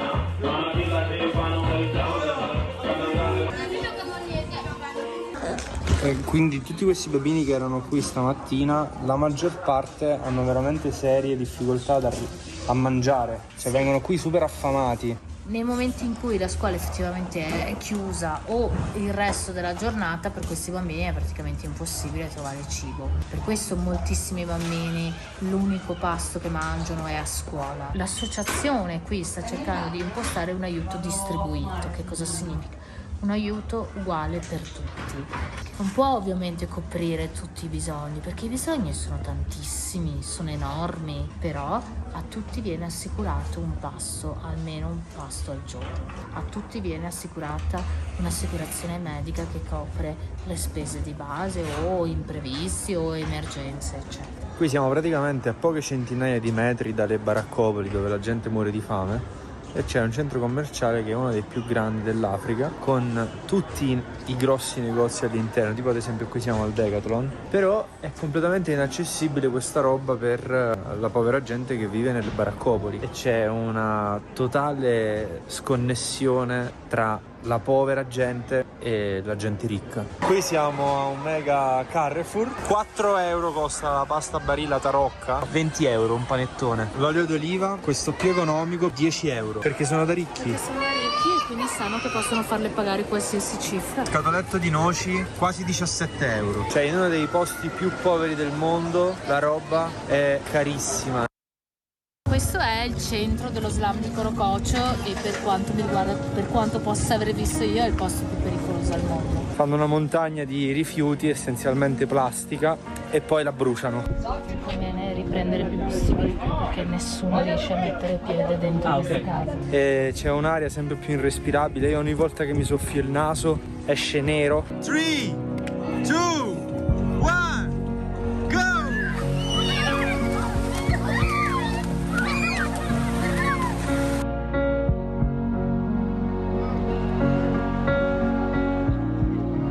Diciamo, qual è il nostro sogno? Noi vorremmo portare questi bambini al mare, che è a 500-600 km da qui, quindi abbiamo bisogno di un budget un po' più grande. Grazie al vostro aiuto potremmo nel futuro prossimo I sogni si possono poter realizzare questo sogno a noi e ai bambini, perché anche per me è un sogno. Vi lascio in descrizione tutte le info per donare a Una Mano per un Sorriso for Children, per sostenere in particolare questo progetto, oppure se andate sul sito comunque potete vedere tutti i progetti che ci sono. Ci tengo molto e dobbiamo cercare di fare il possibile. Allora presento subito i miei graditi ospiti. Abbiamo in presenza Matteo Cestaro, Cooperativa Sociale CEIS Treviso. Grazie Matteo Cestaro di essere qui con noi. Poi prenderà il suo posto Chiara Graps, sempre della Cooperativa Sociale CEIS Treviso. Abbiamo collegato da Padova il dottor Pierluigi Pilati, direttore del Dipartimento delle Chirurgie Oncologiche, Istituto Oncologico Veneto. Buongiorno dottor Pilati, grazie di essere qui. Vediamo se assieme a lei abbiamo anche il dottor Massimo Sergi. C'è il dottor Sergi? Buongiorno. Buongiorno dottor Sergi, grazie anche a lei di essere qui. Mi fa veramente piacere questa mattina che abbiate accettato questo invito, perché è molto importante. Dovrebbe esserci anche il dottor Angelo Porreca, se non sbaglio. Buongiorno a voi. Buongiorno anche lei dottore, perché sono immagini forti che forse qualcuno di noi è abituato a vedere, perché quando si tratta di fragilità fa parte di noi di essere in prima linea e di cercare di aiutare le fragilità. Le fragilità sono a 360 gradi, ne parleremo questa mattina, ma soprattutto per capire chi dobbiamo supportare, chi ha la precedenza, la priorità. La priorità secondo me ce l'hanno un po' tutto, però scusate se lo dico, ma per me sono i bambini, sono queste creature che hanno bisogno di crescere perché sono il nostro futuro. Noi stiamo facendo come gli Inca, fra poco scompariremo completamente se qua non cambia registro qualcosa, perciò dobbiamo cercare di aprire la mente, di aiutare, di salvarli, di curarli. Ecco, partiamo subito, io direi proprio dal dottor Pierluigi Pilati, direttore. Cosa dice di queste immagini, di queste creature, malattie rare? Abbiamo parlato prima col professor Giorgio Perilongo. Ecco, lei da dietro le quinte che ha, non so se ha visto, se può dire qualcosa, lei che tratta le fragilità, perché sono malattie importanti, stiamo parlando di malattie oncologiche, prego. Io ho avuto modo di constatare con mano, di vivere queste esperienze, perché 15 anni fa siamo andati in India per curare pazienti affetti da diverse patologie, anche oncologiche, per 3 settimane. Parlavamo dai ragazzini a persone adulte affetti da neoplasie o da patologie deturpanti, traumi prevalentemente, e qui tocchi con mano da una parte lo stato di povertà, non immagini neanche, se non vivi direttamente l'esperienza, lo stato in cui si trovano queste persone, in particolare i bambini, e dall'altro ti senti vivere in un mondo completamente diverso, sconosciuto, anche a volte volutamente, diciamo, dimenticato da noi. Le altre cose, ripeterò questa esperienza questa volta in Africa nel mese di ottobre, proprio per rivivere questa esperienza, che da un lato sono molto toccanti, si fanno crescere molto però interiormente. È molto importante che queste trasmissioni mettano in evidenza questo, perché secondo me noi nel nostro mondo ci dimentichiamo di questo, e in particolare è particolarmente toccante l'esperienza che nel momento in cui si viene a vivere direttamente di persona e si viene a conoscere lo stato dei bambini. Se poi li confrontiamo con i nostri bambini, questo è ancora più diciamo così, drammatico. Allora, dottor Pilati, quello che però traspare è che qui da noi in Italia, specialmente nella mia trasmissione, io cerco di mettere quella famosa goccia nel mare, non so se ci riuscirò, ma ci provo almeno. Parliamo di prevenzione. Bisogna fare prevenzione, ma ce lo dicono. E chi ce lo dice? Non voi che cercate di fare in tutte le maniere per arrivare a curare, veramente a dare risposta a questi malati oncologici, a questa ricerca, a questa scienza, a questa tecnologia che veramente in poco tempo, grazie perché i grandi della terra con la paura che hanno preso della pandemia hanno investito sulla ricerca, hanno fatto squadra, perché chi aveva paura di morire, dottor Pilati, secondo me, allora hanno fatto squadra, hanno investito e in poco tempo sono arrivati questi vaccini che servono anche per studiare i tumori, per cercare di portare un ulteriore supporto, perché la ricerca dice questo. Poi andiamo in Africa, che in poco tempo con gli aerei ci arriviamo, è un viaggetto, non è più neanche un viaggio così terribile, e vediamo queste cose. Vediamo la discarica, una delle discariche più grandi. Dottor Pilati, lei che ce la sta mettendo tutta per curare, per cercare di far vivere questa persona nella maniera anche più ottimale, ecco, sempre coccolandola. Abbiamo sentito il professor Perilongo che ha detto addirittura stanno facendo dei convegni per la gentilezza all'Università di Padova. Ecco, cosa le viene in mente? Perché si fa questo? Ma perché l'uomo è diventato così arido, così cinico per un business che non porterà a niente? Beh, ecco perché, eppure la scienza e la ricerca parlano chiaro, la prevenzione è fondamentale, l'inquinamento. Prego, dottor Pilati. Purtroppo secondo me questa è l'evoluzione, il danno negativo che porta lo sviluppo economico, dove praticamente gli interessi personali, gli interessi di parte, vanno sistematicamente a scapito delle altre. C'è una sproporzione fra lo status dell'Europa, del Nord America e di altre aree completamente, diciamo, sottovalutate, sottosviluppate e sfruttate, soprattutto sfruttate a scapito di altre aree sociali, diciamo, d'élite, e questo si ripercuote in tutti i campi, dall'economia alla medicina, alla ricerca, e questo lo viviamo quotidianamente purtroppo. Io penso che sia indispensabile fare un passo indietro, questa è l'unica cosa che dobbiamo fare.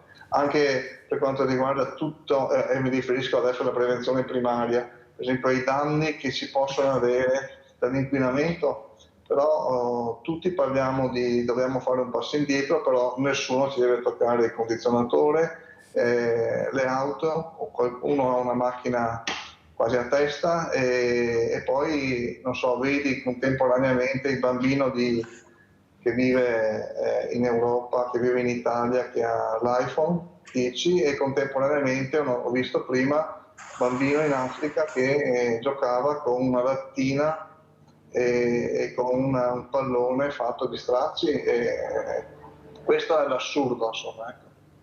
Però c'è una delle paste più note, oppure dei prodotti alimentari, per quelli che possono permetterselo, abbiamo visto i prezzi, perciò capite come funziona anche là. Tutto il mondo è paese come qua. Io ho un banco solidale, dottor Pilati, perciò le posso assicurare, so quello che dico, tanto è vero che io devo comprare le cose da mangiare buone, perché se aspetto che mi arrivino darei solo una borsa di dolci, pensi lei. Ecco, questa è la verità purtroppo, ma ce la mettiamo tutta. Allora adesso vorrei sentire anche il nostro Matteo Cestaro, Cooperativa Sociale CEIS, questo centro molto importante che dà aiuto alle fragilità, perché stiamo sempre parlando di fragilità queste mattine. Prego, Matteo Cestaro. Sì, stiamo parlando di fragilità in toto, in tanti tipi di fragilità, in tanti luoghi in cui c'è disagio, in cui c'è difficoltà. E credo anche io, come veniva detto prima, che sia importante intervenire in tanti modi, in più modi possibile. Uno di questi è proprio la prevenzione, la sensibilizzazione, e noi come CEIS e come gruppo ricerca crediamo che sia importante parlare, non solo parlare di integrazione e di inclusione, ma anche agirla. E quindi proprio parlando di bambini stiamo adottando delle modalità di intervento che possano in qualche modo aiutare alla solidarietà e alla sensibilizzazione. In questo senso siamo entrati in una scuola, per esempio qua nel territorio, perché noi arriviamo qui nel territorio ad agire le nostre modalità principalmente, e siamo andati in una scuola del comune di Preganziol. Abbiamo coinvolto più di 105 bambini all'interno di questa scuola elementare e abbiamo lavorato sul coinvolgere il più persone possibili, quindi anche una decina di maestre hanno partecipato all'attività, hanno partecipato 2 volontari, 3 membri del gruppo del consiglio di amministrazione del gruppo ricerca e una serie di volontari compresi anche ospiti delle nostre strutture del CEIS, quindi della parte terapeutica che riguarda il gruppo Spieghiamo, ricerca. ecco, cos'è il CEIS per chi a casa magari non lo conosce e che fragilità state cercando di curare. Allora, noi, il gruppo ricerca e il CEIS sono una riunione di più enti, quindi CEIS che riguarda la parte terapeutica, riabilitativa di tossicodipendenze e salute mentale, quindi fragilità psichiche. E dopodiché c'è una parte che si occupa del reinserimento lavorativo, che è fondamentale per noi come filosofia del gruppo ricerca, e sono Erga, quindi una cooperativa sociale che riguarda appunto il reinserimento sociale, il reinserimento lavorativo, e Capogiro, che anche questa è una cooperativa di genere femminile che riguarda sempre l'inserimento lavorativo e che si occupa di stireria, sartoria e confezionamento di abiti. E poi c'è una parte anche sulla salute mentale, quindi collabora con il distretto della salute mentale e il CSM, quindi anche il CSM, e quindi agisce anche sulla salute mentale. Con ricerca stiamo svolgendo delle attività all'esterno in modo da poter arrivare a fare, non solo a parlare di inclusione appunto e di integrazione, ma anche ad agirla in qualche modo. E in questo senso abbiamo organizzato 2 attività, una nelle scuole appunto e una a livello di sport, utilizzando lo sport quindi come strumento per agire l'inclusività. E abbiamo proprio sabato scorso abbiamo svolto un torneo in cui ci sono stati più di 100 partecipanti tra atleti e osservatori, quindi tifosi, mettiamola così, che hanno partecipato all'attività. Era un torneo che riguardava pallavolo, basket, calcio, quindi si spendeva in più attività ed era anche un momento di festa proprio per agire quel momento di inclusione. Infatti le squadre non sono state costituite volontariamente, sono state fatte casualmente, quindi ci si trovava a giocare con persone provenienti da più realtà. E in questo senso per parlare proprio di pari opportunità, di integrazione, di accoglienza sicuramente, di solidarietà e in qualche modo anche per non parlare di disuguaglianza e discriminazione. Allora adesso io vorrei parlare col dottor Angelo Porrecca, direttore unità operativa complessa urologia oncologica, sempre all'Istituto Oncologico Veneto. Perché vorrei parlare con lei, dottor Porrecca? Mi fa piacere che lei sia qua, perché stiamo sempre parlando di fragilità. In quale senso? Nel senso che conosciamo poco e abbiamo paura di parlare di questa patologia, dell'urologia oncologica, specialmente con l'uomo, ecco, il maschile, questo uomo che fa fatica a dire quello che ha, che non accetta il pannolone, fa molta fatica a accettare il pannolone. Noi ce l'abbiamo da quando nasciamo finché moriamo, noi donne purtroppo abbiamo questo, e non ci faccio più caso, ma forse perché ne parliamo poco, dottor Porrecca, non conosciamo, non sentiamo, abbiamo paura, come succedeva per il cancro. Qua una volta nominare questa parola ci si chiudeva, non dirlo a nessuno, invece un po' alla volta sta cambiando. Ecco, questi camper che girano, voi che ce la state mettendo tutta, cosa ci dice, dottor Porrecca? Perché stiamo sempre parlando di fragilità, una fragilità mentale, culturale anche, prego. Sì, sicuramente l'uomo è sempre in ritardo sull'aspetto della prevenzione, perché lo dice anche la parola stessa, sesso debole, sesso forte, no? E quindi in qualche modo l'uomo viene considerato storicamente quello che non si ammala, quello che ha difficoltà. In realtà non è affatto così. Oggi più che mai c'è la necessità che l'uomo abbia la consapevolezza delle proprie fragilità, la consapevolezza che la prevenzione al maschile è quello che poi può salvare la vita in molte occasioni. Questa prevenzione al maschile si declina in vari modi, prima di tutto con gli stili di vita sani, dopo occupandosi della propria salute in senso generale.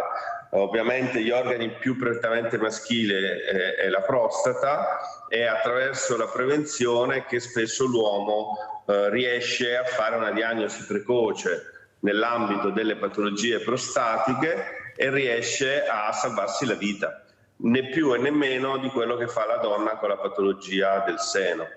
È importante anche sottolineare che oggi, grazie proprio a quello che nelle nostre, diciamo, alle nostre latitudini, per fortuna, la sanità e l'evoluzione ci offre, quello a cui lei si riferiva, cioè il pannolone o l'incontinenza, diventa proprio un effetto collaterale sempre più raro. Gran parte degli interventi, per esempio sulla prostata, in caso di tumore viene eseguito appunto con una chirurgia robotica, quindi fortunatamente se l'uomo affronta la propria insicurezza, affronta la fragilità che è connaturata all'essere uomo, cioè appunto il rischio di sviluppare neoplasie della sfera genitale maschile, poi non solo si salva la vita, ma può evitare, francamente evitare, gli effetti collaterali gravi che prima venivano spesso collegati agli interventi sulla sfera genitale maschile. Quindi vero sì che il rischio incontinenza esiste, ma oggi è praticamente azzerato dalla tecnologia. Ancora di più dobbiamo, diciamo tra virgolette, essere felici o ringraziare di appartenere alla parte fortunata, perché le immagini che ci hai fatto vedere sono molto toccanti, e di poter accedere a tecnologie così evolute come quella del robot Da Vinci, proprio perché obiettivamente è sempre meno probabile che si verifichino degli effetti collaterali. La ringrazio. Prego, dottore. Quello che secondo me è importante è che anche laddove si verifichino degli effetti collaterali c'è tutto il campo della presa di consapevolezza e della ricostruzione. Quindi sia la sfera genitale che l'incontinenza possono poi essere ripristinate, però anche là ci vuole l'ammissione della propria fragilità e la consapevolezza che si può migliorare, non chiudersi in se stessi, non pensare che il campo sia, diciamo, limitato e in qualche modo privo di possibilità di cura. Infatti io penso che forse dovrebbero ricominciare a funzionare i consultori che erano una cosa molto importante, che forse erano anche disposti bene, cioè li trovavamo facilmente, poi non si sa perché qualcuno ha deciso che bisogna far sparire anche questi, o pochi, oppure ci si deve spostare per chilometri e chilometri, e non è sempre facile, sempre pensando alle fragilità, perché tu in quel momento che sai che hai questa patologia diventi fragile, devi avere un supporto psicologico. Culturalmente, mi spiace dottor Poreka, ma noi non siamo preparati a questo, specialmente l'uomo, basta vedere cosa sta succedendo. Ecco, forse un po' alla volta, grazie anche alle telecamere che sono entrate negli ospedali, qua devo ringraziare i direttori generali che hanno avuto questa sensibilità, forse non abbiamo più paura. Qui mi collego al dottor Massimo Sergi, che lo dico sempre, non hai più paura di quella porta sala operatoria, sai cosa c'è oltre quella porta, ma finalmente, dico io, perché grazie a questa porta che si è aperta conosciamo l'anestesista, conosciamo questa persona, conosciamo cosa ci aspetterà oltre, o sbaglio, dottor Sergi?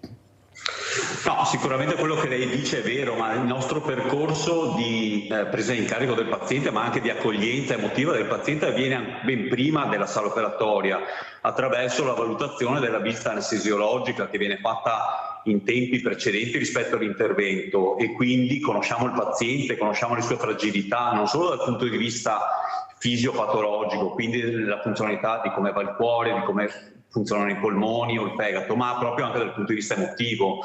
Cogliamo le fragilità che poi alla fine in maniera preventiva riusciamo a contenere, magari anche con l'aiuto di un'ansiolisi prima dell'ingresso in sala operatoria, per cui c'è un'attenzione molto alta rispetto alle necessità emotive del paziente, specie in un istituto oncologico dove i pazienti sono già provati da un percorso non facile oncologico e quindi arrivano molto spaventati. C'è un personale di sala operatoria che è molto addestrato e attento a questo aspetto, quindi il paziente viene coccolato oltre che valutato dal punto di vista clinico, proprio per cucire addosso un'anestesia mirata sulle sue caratteristiche, quindi meno utilizzo di farmaci, tecniche moderne, tecnologia che ci aiuta a calibrare anche la quantità di anestetico che viene somministrata al paziente. Questo si traduce in un miglioramento dei tempi di degenza, meno giorni di ricovero in ospedale, in terapia intensiva per esempio. Quindi il paziente viene preso in carico a 360 gradi con le sue fragilità emotive e anche d'organo. È vero, però io ho avuto anche già il direttore, il dottor Farnia, dove che ha detto: vi ricordate quasi sicuramente il ristorante dove avete mangiato, il ristoratore, ma non sapete il nome dell'anestesista. Questa figura fondamentale, eccezionale, che fa squadra e che è una figura determinante. Forse grazie a questo, per questo ho detto l'importanza delle telecamere, ma soprattutto anche a livello psicologico, perché anche lei, oggi noi che sentiamo parlare questo dottore, capiamo l'importanza. Ecco, vi curiamo prima, vi mettiamo a vostro agio, cerchiamo di capire, ecco, chi siete, però noi a livello psicologico le posso assicurare, dottor Sergi, che ancora adesso quando passiamo davanti a una sala operatoria facciamo le corna, perché chissà cosa ci aspetta. Sono convinta che invece con queste pillole un po' alla volta avremo sempre meno paura e ci affideremo a queste persone anche giovani ma molto competenti e professionalmente preparate, che ci daranno la garanzia dell'operazione. O sbaglio? Come vuoi intervenire, Paola Viola? Tu che queste garanzie non le hai, però loro arrivano. Hai sentito cosa ha detto il dottor Pilati? Noi arriveremo in Africa, siamo stati in India, arriverò in Africa, perché sono esperienze fondamentali. Prego Paola. Ma niente, quello che voglio dire è sempre comunque legato al fatto che stiamo parlando di persone, quindi sono le persone che arrivano. Queste testimonianze sono molto toccanti e belle e dimostrano quanto, nonostante la difficoltà anche di una sanità oggi, dietro qualsiasi cosa, qualsiasi intervento, qualsiasi luogo, anche una porta, c'è una persona e questo fa estremamente la differenza. Spero di essere sempre affidata a persone, non a strumenti nella vita. È una cosa fondamentale. Sì. Allora andiamo a vedere anche un'altra parte di questo importante video documentario che ci ha portato la nostra Paola Viola e poi continuiamo.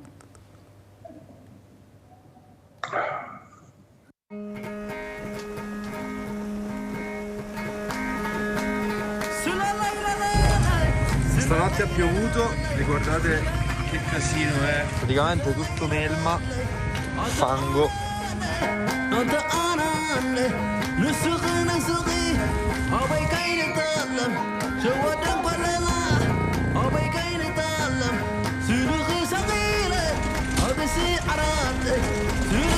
Qui l'unico modo per smaltire la plastica è bruciarla fuori dalle loro case e quindi ogni tot giorni tutti quanti fanno una montagna di rifiuti, essenzialmente plastica, e poi la bruciano e c'è un'aria sempre più irrespirabile. Io ogni volta che mi soffio il naso esce nero. Dopo un paio di settimane ci ha raggiunto in missione Pietro Morello, volontario di Una Mano per un Sorriso, musicista e youtuber di incredibile talento che ha deciso di dedicare parte della sua vita alle missioni umanitarie e usare il suo talento per aiutare questi ragazzi. Allora ci stiamo dirigendo al centro di Corogoscio, che è la parte più pericolosa subito prima della discarica. Per noi bianchi vorrebbe dire non tornare indietro, motivo per cui noi andiamo sempre scortati, perché il nostro obiettivo all'interno del centro dello slam è andare a trovare le famiglie dei nostri bambini.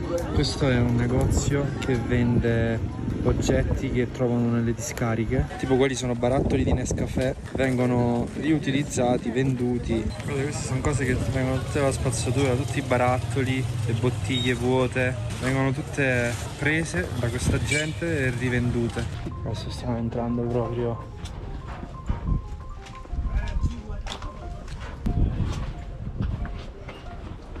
Hello. Mambo. Conviene riprendere il più possibile perché nessuno riesce a mettere piede dentro questa casa. C'è la mamma di una delle nostre bambine in questa casa. Hi mamma, finally! Hello. Hi. Hello. Nice to meet you. I'm Francesco. Finally, we are in the house of Mama. Finally. Finally, la nostra bambina della scuola.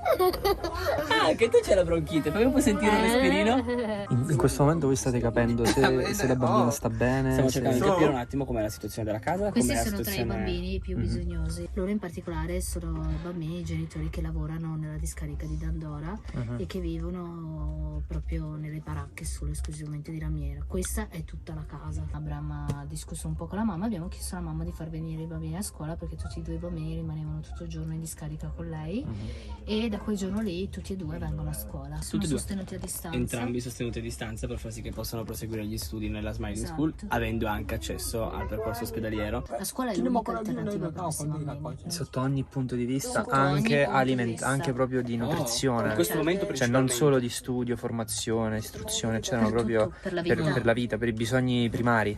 Esatto. She sleep here, Okay. and the husband also sleep there. You can see? Yeah, rain inside, no? Here. Yes, it's rain inside. They are living in this house, 4 people. In queste baraccopoli purtroppo le famiglie sono tutte in affitto. Devono pagare circa 20 euro al mese alla mafia per avere queste baracche con una piccola lampadina. No water here, no toilet here. Okay. This is called Korogocho electricity. This is mafia. You pay mafia every month. Lo slam mangia lo scarto del cibo degli altri, cioè tutto quello che viene scartato dai negozi, dalle aziende, eccetera, viene recuperato e distribuito in queste zone, ovviamente a un costo molto più basso. Cioè non è che qui compri il pane, qui compri quei pezzi scartati che cadono per terra, vengono raccolti, messi in dei sacchi. Una manciata di questo pane sbriciolato costa pochi scellini e queste persone possono permettersi solo e esclusivamente questo. Quindi stamattina le abbiamo lasciato un piccolo budget e con questo piccolo budget adesso sta comprando acqua e del cibo per i 2 bambini che ha. Thank you. Bye. Thank you. Bye.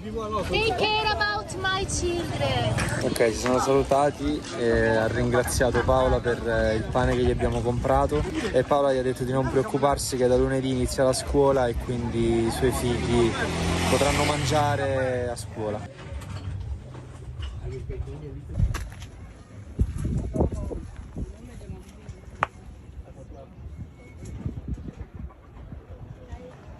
Li vedi i bambini che ce la possono fare, che hanno una marcia in più, che hanno carattere, che riescono a sorridere nonostante tutto, a scherzare, a correre.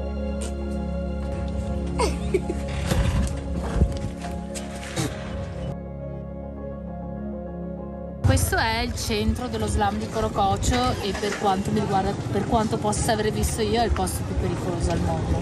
La vita vale poco meno di 100 scellini. Siamo stati in un'altra casa, Baraccopoli, di una famiglia dei nostri alunni. Qui vivevano in 7, padre, madre e 5 bambini. Mama Shiro lives here. This is her home. Va nella discarica, recupera, non ho capito cosa, forse dei capelli sintetici, avevo capito bene. Lei li recupera, li lava e li rivende qui. Ed è così che paga il cibo ai bambini. Lei anche è una dei bambini che abbiamo tirato fuori dalla discarica di Dandora. L'avete trovata nella discarica? Sì, tutti e 2 questi bambini li abbiamo trovati nella discarica. E abbiamo chiesto alla mamma se poteva portarli a scuola e che noi gli abbiamo promesso che noi avremmo pagato la scuola per i bambini. E adesso Abram e Paola gli stanno chiedendo di cosa ha bisogno. Ha bisogno dello zucchero e dell'olio per cucinare, che non ha già da diverse settimane, a quanto ho capito. Stiamo andando a comprare adesso queste cose. Stiamo comprando dell'olio già usato, che è stato scartato magari da ristoranti o da negozi, e lo stanno imbottigliando in un contenitore di olio usato. Ed esistono proprio negozi che vendono le cose usate, cibo usato, diciamo, cibo scarto. Sawa, ta è mia. 3,80 €. Ok, vai. 2 uova e mezzo bicchiere d'acqua è un pasto di lusso per una famiglia che vive qui. Magari potessero permetterselo tutti i giorni. Eppure questi bambini ridono, giocano e si aiutano mentre i genitori lavorano nelle discariche. Grazie a tutta la spazzatura che arriva ogni giorno da tutto il Kenya, riescono a racimolare pochi centesimi per sfamarsi. Noi giochiamo al Super Enalotto per sperare di vincere qualcosa, ma non sappiamo che abbiamo già vinto. Queste sono tipo fogne che scorrono qui davanti alle case, alle baraccopoli. Quella montagna dietro è la discarica.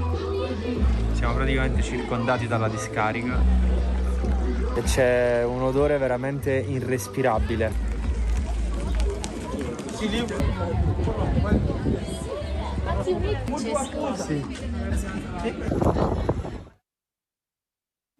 La sera era l'unico momento per staccare un po' e assimilare tutto quello che vivavamo durante il giorno. A casa avevamo Mary, una ragazza madre del posto. L'associazione cerca di dare lavoro ai local. Per questo Mary gestiva le nostre faccende di casa. Mary mi sta insegnando a fare ciapati. Yeah. E uno è fatto. Allora, dottor Pilati, quello che vorrei parlare con lei questa mattina è l'inquinamento. Questo inquinamento che veramente sta preoccupando non poco, che veramente sta mettendo in allerta tutti voi, ma soprattutto quello che vogliamo capire è che forse non siamo molto lontani da quello che abbiamo visto anche qui in Italia. Avete visto in Emilia-Romagna, ma non solo. Se continuano così diventeremo così, queste strade saranno così, le nostre strade. È inutile che ci meravigliamo, saremo così, il fango, l'avete visto? Quando la natura arriva, e ha deciso di arrivare perché era il suo percorso, non ce n'è per nessuno. Abbiamo i no PFAS, qual è il problema? Continuiamo a innaffiare le verdure, mangiare le cose, chissà da dove arrivano, le mangeremo anche noi, nessuno dice niente. Ecco, dottor Pilati, ecco, il mio rammarico è che forse stiamo mettendo anche noi la polvere sotto il tappeto per non vederla. Però se non cambierà le cose sarà un problema anche per voi, perché la gente si ammalerà sempre di più. Avete sentito anche in Emilia l'acqua come vivono queste persone, la stessa cosa che avete visto qua. Il fango lo avete visto? Ecco, cosa si aspetta, dottor Pilati? Ecco, che appello vorrebbe fare? Lei che sta tentando tutte le mattine quando entra in queste sale operatorie, invece di dare il rispetto all'ammalato, l'abbiamo sentito anche sia dal dottor Porecca che dal dottor Sergi, la dignità del paziente, ma dobbiamo pensare anche alla dignità della persona, o sbaglio? Prego.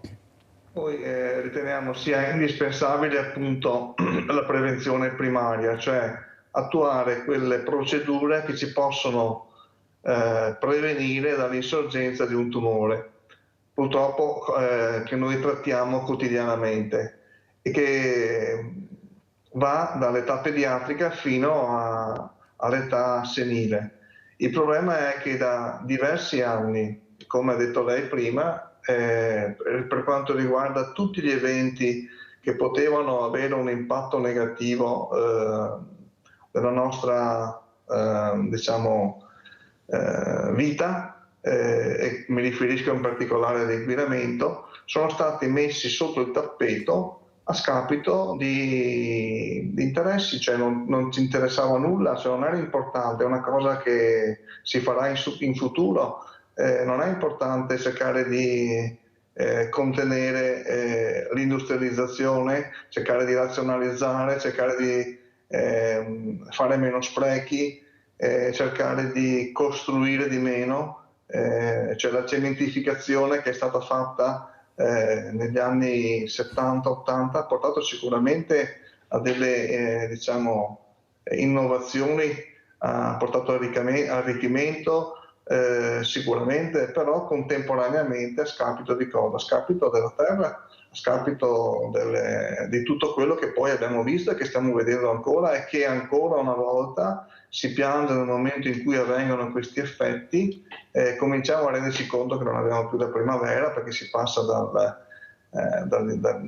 un inverno mite a un'estate. Basta vedere questo mese di maggio, Noi basta valutare anche il tasso di inquinamento che abbiamo adesso nella pianura padana, e da qui non se ne rende conto che questo rappresenta uno degli effetti possibili dannosi, che vanno proprio a poter determinare come cofattore nell'insorgenza di neoplasie. Mi riferisco alle neoplasie delle vie respiratorie, ma anche nel momento in cui non volessimo parlare di neoplasie, a tutte le malattie respiratorie croniche.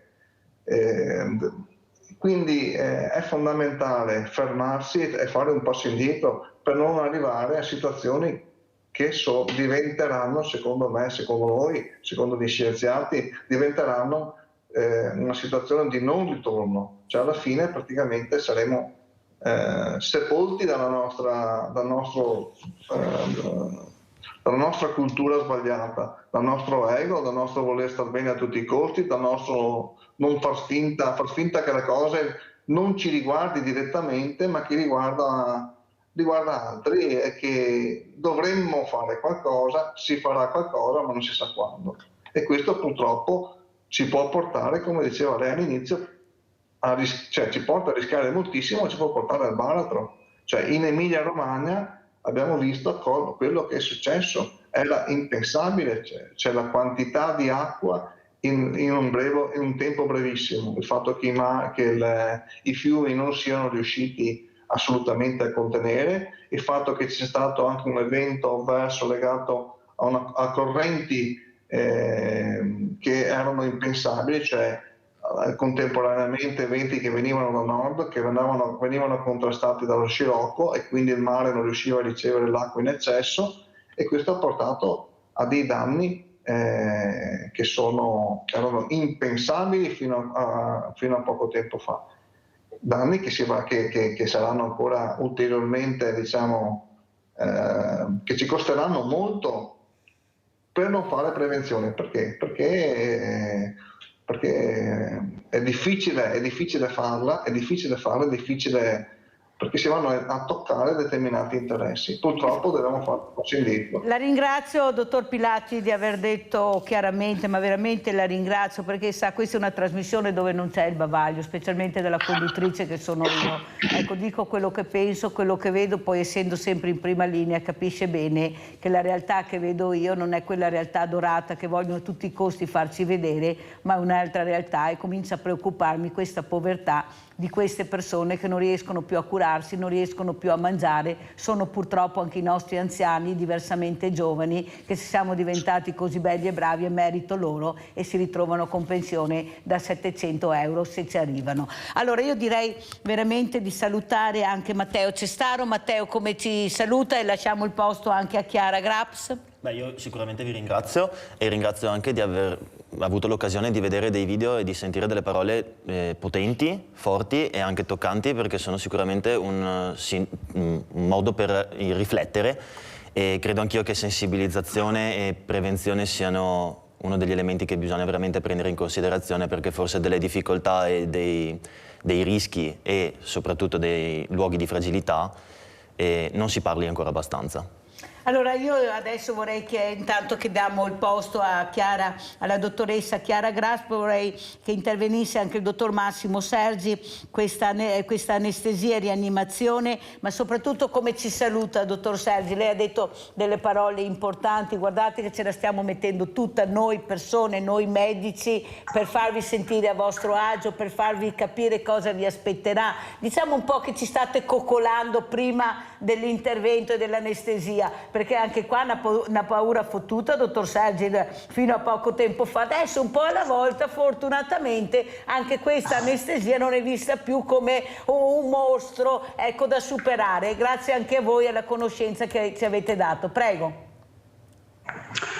No, diciamo che un potente strumento che rende il paziente più tranquillo è la conoscenza. Noi durante la visita, prima dell'intervento, diamo le informazioni su che cos'è l'anestesia, quali sono i rischi, ma soprattutto informiamo il fatto che le tecniche di anestesia moderne sono assolutamente sicure e quindi hanno un'efficacia perché sono cucite addosso al paziente. Quindi io direi che gli incidenti in anestesia sono molto rari e soprattutto i pazienti molto fragili. Quindi le tecniche sono moderne, sono sicure e quindi rassicuriamo sempre tutti i nostri pazienti prima dell'ingresso alla sala operatoria, sono informati, sanno che cosa succederà. Noi durante l'intervento, prima di addormentarli, spieghiamo passo passo quali sono anche le sensazioni che avranno nella fase di addormentamento, e questo li tranquillizza perché sono un po' più padroni della situazione e quindi riescono a gestire l'ansia, anche se, ripeto, noi associamo sempre un po' di farmacologia che ci viene in aiuto per ridurre al minimo lo stato di stress. Quindi direi a tutti i nostri ascoltatori che siano tranquilli, sono in buone mani, le tecniche sono assolutamente moderne ed efficaci. Grazie al dottor Massimo Sergi, direttore unità operativa complessa anestesia e rianimazione, Istituto Oncologico Veneto. Dottor Porec, lei invece come ci saluta e cosa vuole dire a questi uomini soprattutto che ci stanno ascoltando, giovani, diversamente giovani, ecco, di fare prevenzione, perché noi la facciamo e siamo a un buon livello, il sesso forte siamo noi, non c'è niente da fare, però un po' alla volta cerchiamo di aiutarci a vicenda e parlare di persone. Prego, dottor Porec. Sì, vi saluto proprio con questo messaggio. La prevenzione primaria, ne abbiamo parlato, non è probabilmente compito dei nostri pazienti, ma quella secondaria, cioè di sapersi ascoltare, andare dal proprio curante, chiedere appunto di fare prevenzione, alimentarsi nel modo corretto e non avere nessun timore di andare a fare delle visite. Devo dire che oggi il nostro sistema sanitario ci permette di accedere, io sarò in controtendenza, però io penso che l'accesso alle cure, specialmente nella nostra regione, sia molto buono, e quindi quello che noi possiamo offrire ai nostri anziani è di avere fiducia e di poter appunto avere una strada verso la prevenzione, verso la guarigione o semplicemente verso la prevenzione. Un saluto. Dottor Porec, ci giochiamo la parola pannolone, nel senso che se diciamo guarda che se fai prevenzione non porterai il pannolone, che fa anche rima, forse riusciremo... È stupendo come slogan, lo possiamo dire. Lo possiamo dire perché... Più prevenzione, meno pannolone. Ho sbagliato, dottor Porec, ecco, forse è uno slogan che forse riusciremo ad arrivare alle persone, a questi uomini, che fa più paura il pannolone che no la malattia, perché ce la portano avanti per la paura di andare a curarsi. Grazie a lei, veramente grazie, dottor Angelo Porec, buona giornata. Allora adesso abbiamo la dottoressa Chiara Graps, tante parole, ecco, lei era qui che ascoltava, ecco, ulteriormente cosa vuole aggiungere? Perché le fragilità sono tantissime, abbiamo visto, spaziamo da per tutte le parti, ce n'è per tutti, non solo a 360 gradi, qua siamo a oltre 1000 gradi questa mattina. Prego, dottoressa Grapp. È vero, le fragilità sono tantissime, purtroppo, mi viene anche da dire, e quello che cerchiamo di fare noi come cooperativa CEIS è proprio quello di dare risposta alle nostre fragilità. Appunto, come diceva il collega, noi ci occupiamo di dipendenze patologiche e di salute mentale. Quindi cercare di fare prevenzione ed essere responsivi anche nel territorio con le nostre di fragilità. Cerchiamo di uscire perché ormai il bisogno è cambiato. Le persone non hanno più i bisogni che avevano prima perché è cambiato il clima, è cambiato l'ambiente, quindi anche le persone, no? Parlando di persone, cambiano, e il nostro obiettivo è quello di cambiare anche il tipo di risposte che diamo alle persone che noi cerchiamo di accompagnare nel loro percorso, quindi uscire, andare noi verso di loro, andare nel territorio, offrire le opportunità come il torneo di prima, ma anche fare la famosa prevenzione primaria, ma anche secondaria e terziaria, perché noi ci occupiamo un pochino di prevenzione a 360. Abbiamo dei progetti in collaborazione anche con l'ULSS e con la Regione, che sono il progetto EduCare, che si occupa di andare appunto a casa, nei territori delle persone, a dare una risposta mirata al loro bisogno, così come il progetto UB Hub, che si occupa delle vittime di reato, perché abbiamo parlato di fragilità, parliamo spesso dei colpevoli quando si parla di reati e poco di vittime, quindi il nostro obiettivo adesso è ampliare il tipo di risposta alle fragilità che diamo, occupandoci proprio di cambiare il tipo di risposta anche attraverso progetti innovativi. Dottoressa Graps, quello che però traspare è che noi vediamo queste fragilità che sono i nostri bambini, poi sono nostri bambini, sono di tutti, non sono solo di chi li ha generati, ma sono anche nostri, che non hanno niente eppure hanno il sorriso, hanno questa voglia di giocare, di vivere, di essere allegri. E poi voi curate i nostri bambini, perché erano bambini che sono arrivati da voi perché qualcuno non ha ascoltato, qualcuno non li ha curati nella maniera giusta, non ha capito che ci sono tante patologie, specialmente a livello psicologico, che sono devastanti. Se tu cresci e non vieni curato è devastante quando arrivi a 14, a 15 e poi fai delle stupidaggini enormi che poi le paghi sulla persona e tu non le accetti, diventi ancora più fragile perché non riesci a capire l'entità e la gravità del danno, perché nessuno te l'ha insegnato, o sbaglio, dottoressa Graps? È vero, siamo frutto di un sistema complesso e appunto noi eravamo bambini, tutti lo siamo stati, e diventiamo adulti e nel nostro diventare adulti ci trasciniamo nel bene e nel male quello che abbiamo assorbito quando eravamo piccoli. Per cui siamo la risposta a un sistema di crescita che può essere più o meno sano. Quello che facciamo noi è proprio questo. In virtù della persona che arriva nel nostro qui e ora con tutti i traumi, perché noi ci occupiamo di persone che hanno subito molti traumi, che hanno avuto un'infanzia spesso difficile o comunque una crescita articolata e complessa fatta di tante sfide mal risolte, no? E quello che cerchiamo di fare noi è proprio di prendiamo la persona nel suo qui e ora, con i suoi limiti ma soprattutto con le sue risorse, perché era un bambino che una volta sorrideva ma è un adulto che può tornare a sorridere ed è prendendoci cura di lui a 360 che possiamo cercare di dargli gli strumenti per far sì che il sorriso torni anche sulle labbra di chi ha sofferto molto. Perché ci sono varie sofferenze, noi abbiamo visto questi bambini che soffrono in silenzio sorridendo, ci sono altri bambini che diventano ragazzi che soffrono e non sorridono mai, non hanno mai sorriso neppure da bambini. Non so nella bilancia qual è la fragilità più grande, dottoressa Graps? Ah, domandona, nel senso che è difficile, no, mettere un peso più o meno equo o più o meno pesante in questa bilancia qua. Il focus è la persona. Quindi la persona per quello che è, non ha mai sorriso, magari l'opportunità di iniziare a sorridere c'è, perché siamo tutti fatti diversi, c'è chi è più serio, chi è più sorridente, ed è quello che facciamo anche noi all'interno del CEIS, tutte persone diverse, anche 20, 25, 30 persone che convivono insieme, ognuna, per ognuna di loro c'è lo scopo di dargli un qualcosa che la possa aiutare a sviluppare le proprie abilità. Abbiamo un progetto, il progetto Rifatti, no, che avete visto anche a Villa Margherita, sì, che si occupa appunto attraverso l'arte di ricreare benessere. Facciamo un laboratorio anche di musica. Che cosa più bello dell'arte e della musica non c'è per ricreare benessere e sorriso? Quindi cercare di dare risposte differenziate sulla base dei bisogni per far sì che anche chi ha sorriso poco mai possa ritrovarlo.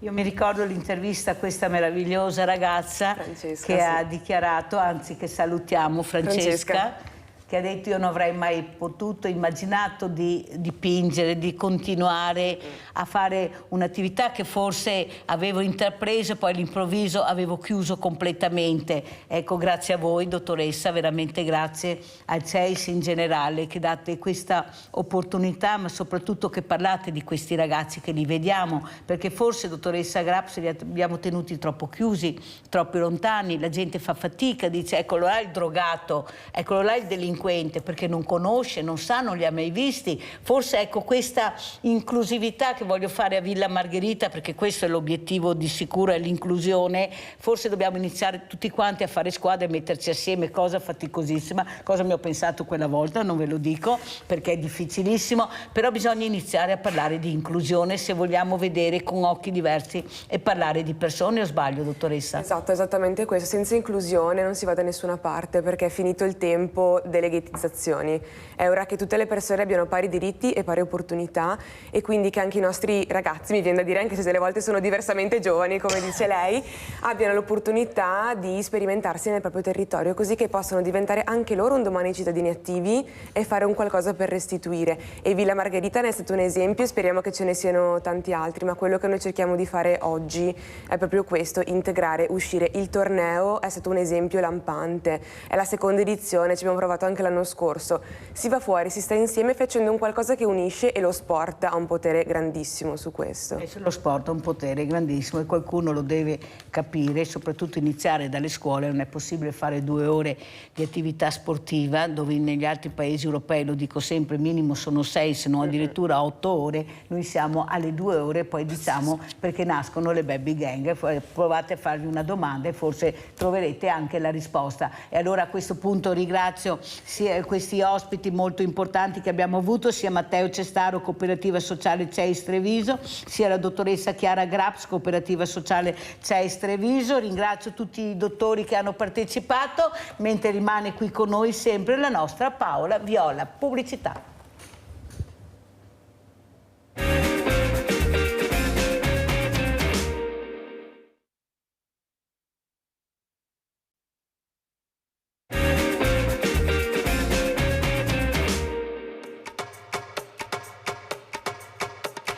Oggi stiamo andando a Nairobi perché Paola ha deciso di portare per la prima volta 4 allievi della sua scuola, particolarmente dotati nella danza, in una vera e propria scuola di danza. Conosciamo così Moses, questo ragazzo poco più che 20enne che ce l'ha fatta. Ha deciso di aprire una piccola scuola di danza per aiutare tutti i bambini dello slum vicino. Ci spiega che ha costruito tutto da solo e che per mantenere la sua scuola di danza, gratuita per tutti i bambini, ha creato un piccolo orto e un pollaio, e con la vendita di qualche ortaggio e di qualche uova riesce a far andare avanti la scuola. Lui sta ballando già da seduto sulla sedia. Cioè, mentre voi parlavate, lui ballava da fermo. È incredibile, proprio la passione quando proprio deve esplodere.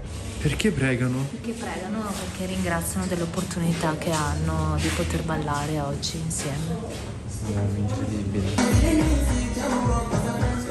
Cioè, questi bambini hanno proprio la passione, cioè proprio ardono, esplodono. Ma io notavo per esempio pure i ragazzini che non ballavano, che stavano lì all'angolo. Hai visto come si muovevano, ballavano?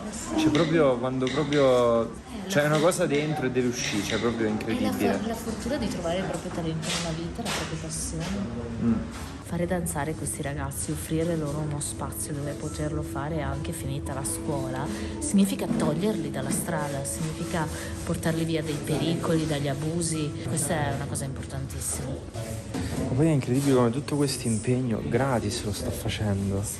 Cioè, è incredibile questa cosa. Che lui la danza gli ha salvato la vita e quindi vuole aiutare altri bambini a seguire la sua strada. Quando vivi in uno slum sono veramente poche le cose che ti possono salvare la vita. Hanno finito, se ne sono andati e loro sono rimasti a ballare così. La cosa che non capisco è che davvero, cioè non solo questa scuola è tutto gratuito, ci danno pure da mangiare, da bere. Fondamentalmente questo spirito di comunità. Thank you. Non hanno questi esempi vicino a casa, ok? Quindi incontrare altri bambini, altri ragazzi, altri adulti che credono in questa cosa, che amano fare questa cosa, che vivono facendo questa cosa, sapere di non essere soli al mondo, di non essere strani. Questi ragazzi qui non sono mai usciti dal loro slum. Questi 2 ragazzi li hai già salvati. Sì, non finiranno mai sulla strada. Fuori questa scuola, guardate dove stiamo, Siamo qui. I ragazzi stanno qui tutto il giorno. Magari quella è una casa. Ci siamo. Oggi è arrivato il grande giorno, forse il vero motivo per cui sono qui. Stiamo andando in piscina. I bambini dello slum di Corogocio stanno per vedere per la prima volta una piscina. Fino adesso gli abbiamo solo fatto immaginare di poter nuotare, ma non sanno della sorpresa che li aspetta.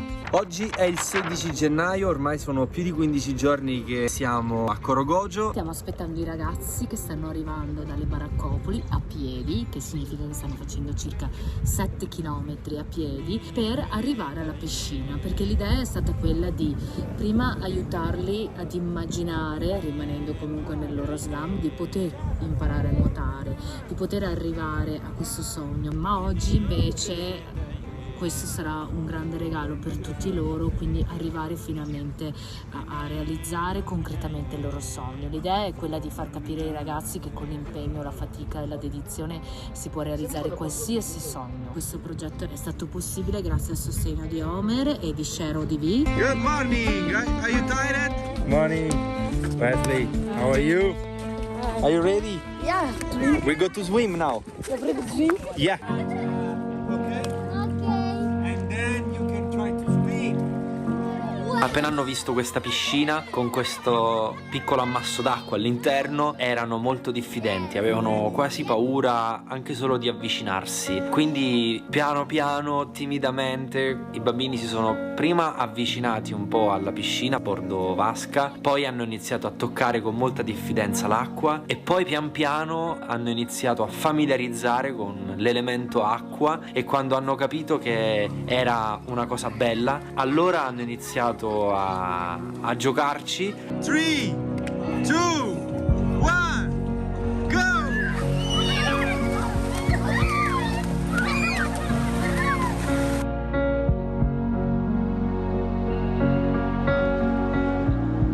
Si sono catapultati in acqua, hanno iniziato a giocare, a schizzarsi un l'altro, ad immergersi con la testa sott'acqua, hanno provato a vedere sott'acqua. Ma perché con l'acqua scoprono, cioè l'acqua è un gioco, quindi in realtà siamo tutti acquatici, dobbiamo solo scoprire la nostra acquacità. E quindi loro appena hanno avuto la possibilità di stare nell'acqua sono tutti impazziti. I want to try. I want to try. Try. Let me try. Vedere questa cosa è stata una delle emozioni più belle della mia vita, ma d'altro canto mi ha anche rattristato, perché dovrebbe essere una cosa normale, dovrebbe essere un diritto che tutti i bambini dovrebbero avere, quello di giocare con l'acqua, quello di scoprire il mondo, quello di conoscere, di studiare, di acculturarsi, di istruirsi. E purtroppo invece questi bambini spesso non vengono neanche a conoscenza che esiste l'istruzione, che ci sono delle scuole, che il mondo è pieno di cose che si possono imparare, di cui ci si può appassionare. Se a questi bambini però non gli viene data la possibilità di conoscere, di aprirsi e di scoprirsi, purtroppo è molto difficile farlo. Guarda Ugo, si stanno asciugando. Il maestro gli ha detto di asciugarsi così, Abram. Yes. New technique by Abram. New technique. I ragazzi dello slam si asciugano così, i bambini dello slam. Non esistono asciugamani. Lo diciamo, qual è il nostro sogno? A tutti quanti glielo vuoi dire? Lo diciamo? Eh sì, dai, se lo meritano. Il nostro sogno è di portare i bambini a vedere il mare, e quindi magari potresti aiutarci, no? Noi vorremmo portare questi bambini al mare, che è a 500-600 km da qui, quindi abbiamo bisogno di un budget un po' più grande. Grazie al vostro aiuto potremmo nel futuro prossimo I sogni si possono poter realizzare questo sogno a noi e ai bambini, perché anche per me è un sogno. Vi lascio in descrizione tutte le info per donare a Una Mano per un Sorriso for Children, per sostenere in particolare questo progetto. Oppure se andate sul sito comunque potete vedere tutti i progetti che ci sono. Ci tengo molto e dobbiamo cercare di fare il possibile.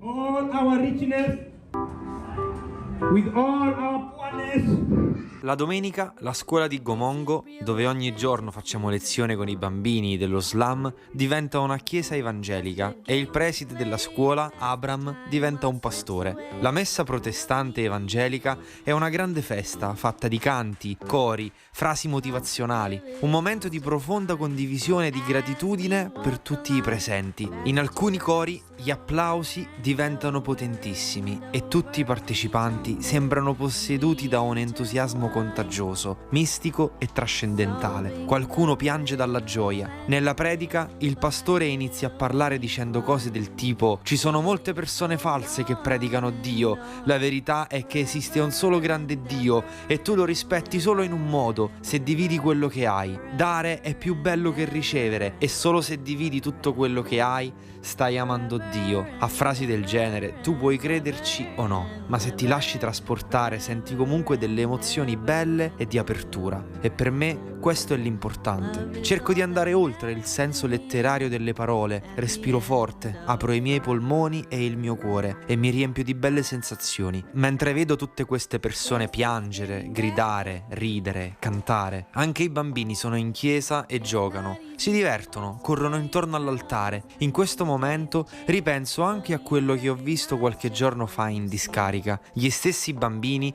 cercavano il cibo tra i rifiuti, mentre i genitori lavoravano a separare la spazzatura per cercare qualcosa di utile da poter rivendere. La domanda che più mi tortura in questi momenti è: se fossi nato io a Corogocio, ce l'avrei fatta? Come avrei affrontato questa situazione in cui si trovano questi bambini? Sarei stato anche io felice come loro? O mi sarei solo fatto prendere dalla paura di non trovare da mangiare? Ma una cosa credo che tutti noi dovremmo farla: venire a vedere, vivere anche solo per qualche giorno questa realtà. Vedere e vivere con i propri occhi la povertà è un'altra cosa e va fatto almeno una volta nella vita. Mettere questa esperienza nel proprio bagaglio di vita è uno dei primi passi per comprendere, immedesimarsi e iniziare a ragionare in maniera più umile e razionale sulla vita, perché molti di noi lo abbiamo dimenticato.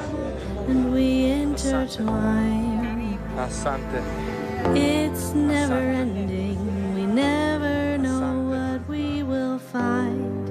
It goes on and on, forever and ever and ever and ever, forever and ever and ever and ever, forever and ever and ever and ever, forever and ever and ever and ever.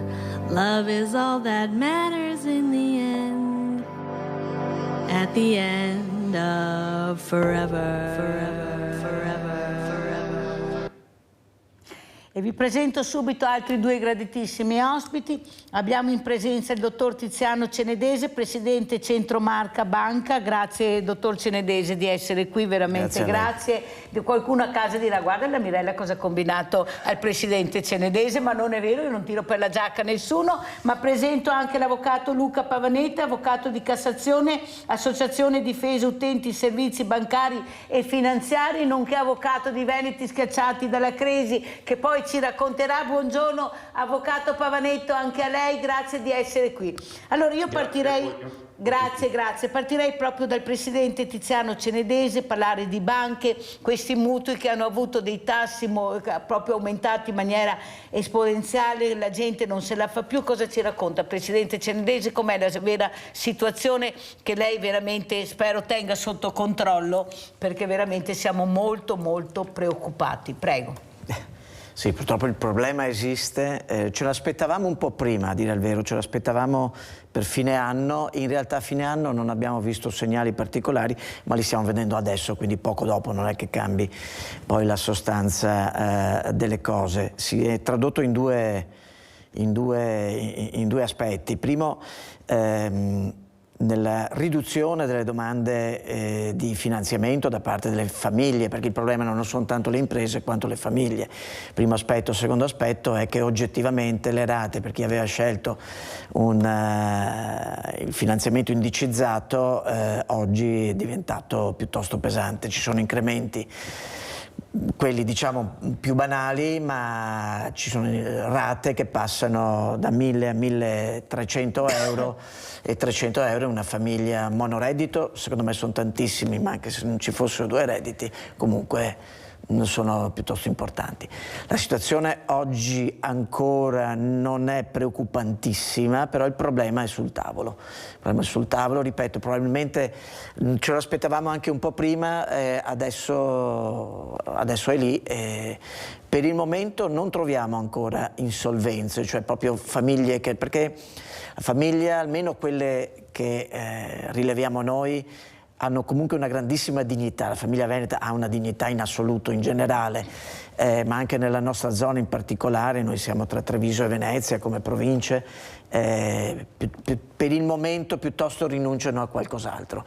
Però questo per motivi di dire, magari rinunciare a una pizza piuttosto che, però riteniamo che prima o poi, se non ci sarà un'inversione di rotta, e spero che ci sia, perché poi questo è frutto un po' di situazioni, di quelle che io chiamo anche una tempesta perfetta di quello che c'è stato negli anni passati, quindi tra eccesso di agevolazioni, aumenti di prezzi speculativi, ci mancava anche la guerra, ci mancava la pandemia, cioè, insomma questo che dichiaro, la considero una tempesta perfetta.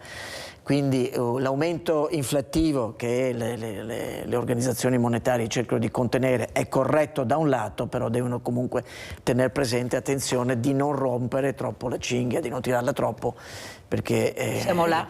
Sì, oggi siamo al massimo, a un filo, siamo a un filo.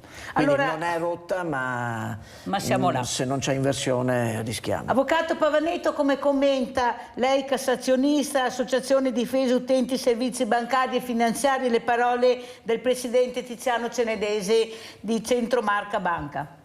Sono parzialmente d'accordo, Mirella, nel senso che è vero che se andiamo a verificare una delle parole che sono state più cercate su internet nel 2022 si chiama permacrisis, ed è questo stato perenne di crisi che passa dalla pandemia, che passa dalla situazione economica generale, dalla guerra e tutto il resto. Quindi è vero, e su questo concordo con il dottor Cenedese, che c'è uno stato di tensione generale che non può non riverberarsi su quello che è anche tutto l'impianto economico e quindi sulle banche e le famiglie che hanno bisogno di poter pagare i loro mutui.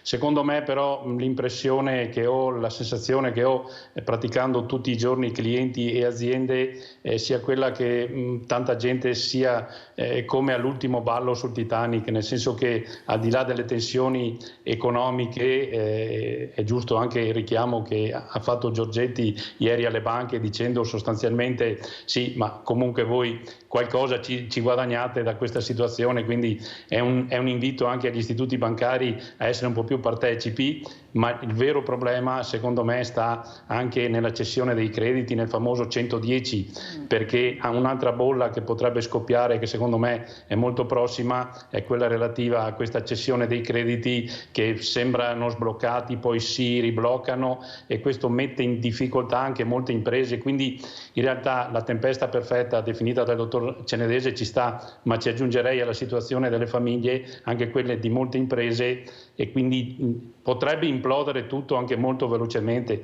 Ci vuole, come al solito, Mirella, un intervento concreto da parte di chi ci sta governando e poter avere un piano per andare avanti, se no siamo come Seneca quando diceva che non esiste un vento favorevole per il marinaio che non sa dove poter andare. Quindi Sì. Questo è il mio umile pensiero, Mirella. No, ma ha portato un esempio perfetto, lo vedo io al Banco Solidale, i telespettatori sanno, lo racconto sempre, ogni giovedì, quando chiudiamo il mercoledì il Banco Solidale, i numeri che ogni settimana arrivano, famiglie al di sopra di ogni sospetto, non avresti mai immaginato di vedere in fila per la borsa della spesa, quanta fatica arrivare a questo banco, e per fortuna che siamo anche molto isolati, nel senso che non sei su una strada o su un marciapiede, ma almeno quella dignità che ho la fortuna di avere all'interno della provincia. Qui devo ringraziare il presidente Muraro, non Marco ma Muraro, che mi ha dato questa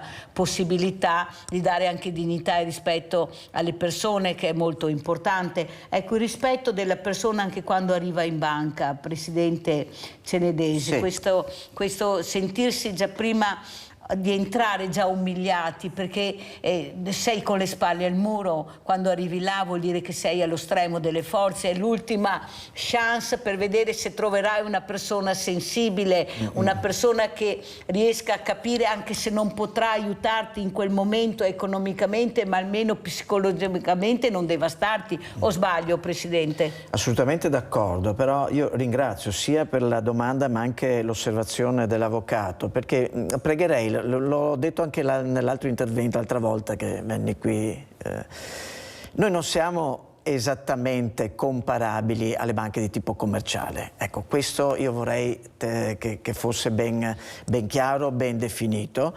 Il nostro modo di fare banca è uno strumento, è un mezzo per arrivare a quello che è la vera nostra attività, che è quella di, in qualche modo, parlo in termini generali, di aiutare un territorio in senso ampio, che siano imprese, famiglie, chiunque esso sia. Questo è il nostro obiettivo e non è necessariamente un aiuto di tipo economico, è un aiuto anche di tipo culturale, sociale, si accomuna un po' anche al filmato che abbiamo visto. Per noi è la distribuzione del nostro dividendo, è quello quando aiutiamo i bambini magari a togliersi dalla strada, aiutando un'associazione sportiva, o comunque adesso lei sa che noi siamo molto presenti dal punto di vista sociale. Non elenco i nostri aiuti perché sono veramente e qui confermo. tanti. Ecco, quando si approccia il mondo del credito cooperativo lo si approccia in maniera molto diversa. Secondo me, non voglio peccare di presunzione, per carità, poi siamo tutti persone, tutti sbagliano, perché non voglio, però l'approccio che noi abbiamo nel territorio, sia nei confronti delle imprese, sia nei confronti soprattutto delle famiglie, abbiamo sempre un massimo rispetto e un atteggiamento di tipo definiamolo di aiuto, di ascolto. Abbiamo un grande vantaggio rispetto le banche di tipo commerciale normale, abbiamo una filiera corta. Lei mi invita qui, ma in 2 secondi siamo dal direttore generale piuttosto che una filiale, con una semplice telefonata. E anche situazioni molto...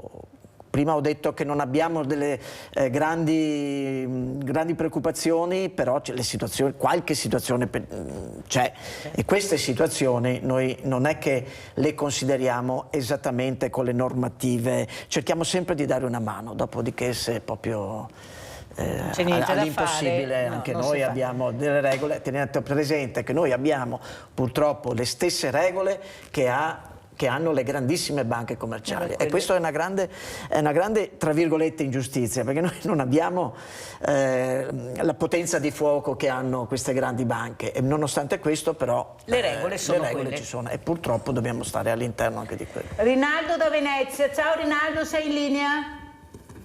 Ciao Mirella e buongiorno ai tuoi ospiti. Buongiorno. Complimenti a questo direttore di banca che, come che parla, se metti in atto quello da dito, non sarebbe qua la Mirella, da te, una banca così è introvabile dal mio punto di vista.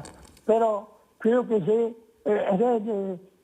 gli italiani, per guardare come che funziona, come si sta, bisogna fare un giro per i supermercati.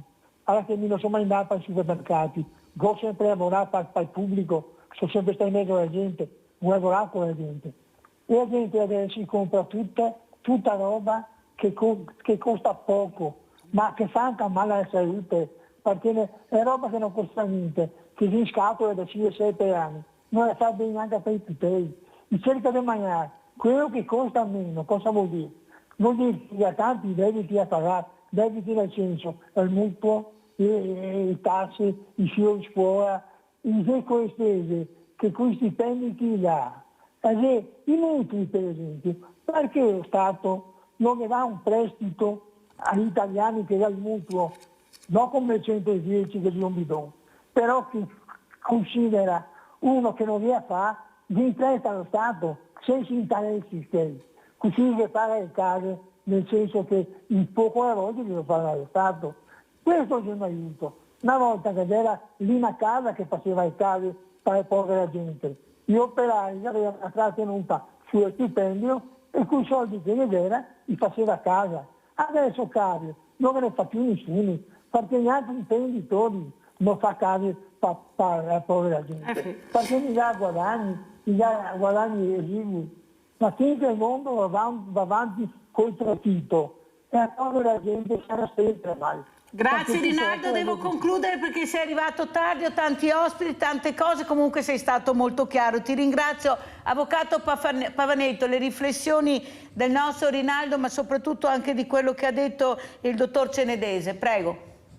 Sì, concordo, nel senso che le BCC hanno un'impostazione che è molto più vicina e molto più radicata nel territorio.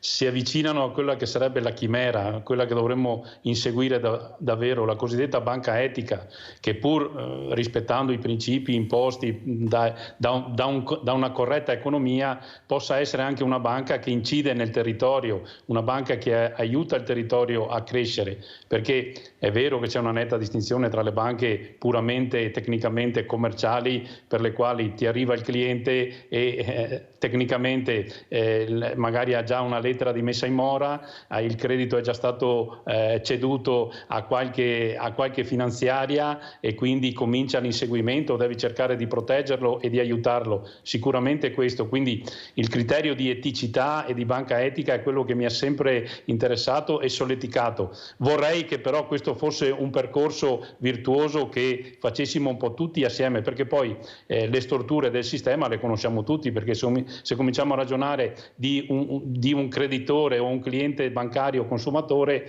basta pensare a una recente sentenza del 6 aprile di quest'anno che in realtà va a fotografare tutta la questione del correntista consumatore e consente addirittura di poter impugnare un eventuale contratto bancario anche se si è in fase di esecuzione, quindi a decreto ingiuntivo già arrivato e magari con i termini per l'opposizione che sono già decorsi. Quindi da una parte c'è attenzione al sistema, dall'altra secondo me è anche un problema di rapporti tra l'Italia e un po' l'economia europea e mondiale, ma lì insomma è un discorso un po' troppo ampio per cui non voglio annoiare nessuno. Rimaniamo in casa, anche perché ne abbiamo molto da parlare anche in casa nostra, ma soprattutto non è mai tenuto in considerazione la possibilità che hanno queste famiglie, Presidente Cenedese, di pagare. Ecco, loro hanno preso questa casa pensando di riuscire a pagare questo mutuo che non aveva i tassi che si ritrovano adesso, che all'ultimo gong invece si ritrovano tutta un'altra cosa, con uno stipendio che non permette. Noi parliamo di stipendi di 1.200-1.500 euro. Io ho persone, Presidente Cenedesi, che arrivano al Banco Solidale, che sono in 2 che lavorano e non ce la fanno più, perché abbiamo veramente, se non è il mutuo è l'affitto, che sono altissimi in case che non meriterebbero di sicuro. Lo parlavo anche l'altro giorno di questo, ma è un altro discorso. Ma soprattutto cosa si può fare per aiutare le famiglie, perché queste sono le fragilità. La fragilità è diventata la famiglia. La famiglia vuol dire molto, la famiglia vuol dire società, una società ferma, una società che non spende, che non produce. Abbiamo i parassiti che prendono un sacco di soldi e abbiamo l'operaio che produce, che ha 1.000 euro al mese. C'è un'assurdità pazzesca. Prego, Presidente. Sì, questo è vero.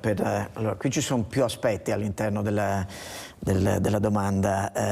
Per aiutare la famiglia il primo atto che si può fare è quello di allungare, se si tratta di mutuo ovviamente, non di affitto, è quello di allungare il piano di ammortamento, che vuol dire se erano 10 anni diventano 12, 13, 14, 15, in modo tale che la rata si abbassi. In qualche caso c'è addirittura la ricontrattazione del tasso, però lì è un pochino più complicato perché sono comunque contratti, ci sono aspetti burocratici all'interno del quale andare.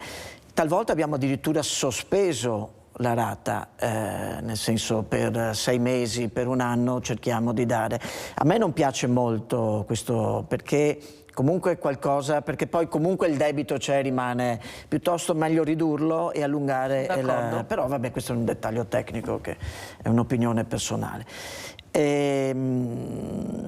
L'altra osservazione... Sì, come mai queste famiglie, ecco, il supporto che bisogna dare alla famiglia, ma non solo alla famiglia, alle fragilità, ecco, a questi tassi che sono diventati insostenibili perché gli stipendi non sono aumentati e non ce la fanno a pagare questo. Appena detto, noi cerchiamo in qualche modo, purtroppo non è facilissimo, però stiamo cercando in qualche modo di attenuare questo effetto. Sì, ma ho capito, ma Christine Lagarde dice non possiamo fare altro perché sennò c'è l'inflazione che aumenta. Ho capito, ma io io come faccio a pagare se non riesco a pagare? Perché è facile dall'alto sempre fare le prediche. È la corda di cui dicevo prima, che attenzione, rischiamo di... perché un conto è ridurre i consumi, soprattutto quelli inutili. Dovremmo far tesoro magari di questa cosa, sia nello spreco, prima ne accennavamo, sia acquisti superflui, va bene, ma magari lo facciamo quando avremo più disponibilità. Oggi purtroppo bisogna fare tutti un passettino indietro. Credo che il nostro mondo in qualche modo, sempre all'interno delle regole, riesca in qualche modo a sopperire. Non completamente, c'è sempre ovviamente qualcuno che si lamenta, per carità, però attenzione. L'avvocato prima faceva riferimento anche alle imprese, ed è corretto, perché anche l'impresa, attenzione, oggi famiglia e impresa, o meglio territorio o sistema economico, è un tutt'uno, non è più, non è solo una, se la famiglia non consuma l'impresa non produce, poi non pagherà gli operai, quindi attenzione che il ciclo economico è abbastanza, quindi quando si aiutano la famiglia che ha difficoltà a pagare il mutuo bisogna stare attenti all'impresa, lì magari è più diretto il concetto della Lagarde, nel senso che non bisogna massacrare l'impresa perché altrimenti, ecco, e quello, attenzione, è un altro problema. Ma perché non si abbina mai? Forse abbiamo un minuto, se ce l'abbiamo, ma lo devo dire. Presidente Cenedesi, vorrei sentire su un minuto anche l'avvocato Pavanetto. Ho capito che parliamo di inflazione, ma perché non parliamo di speculazione? Perché se aumenta l'inflazione è perché c'è stata anche molta speculazione, o sbaglio, avvocato Pavanetto? Ecco, la grande finanza ne sa qualcosa di questa.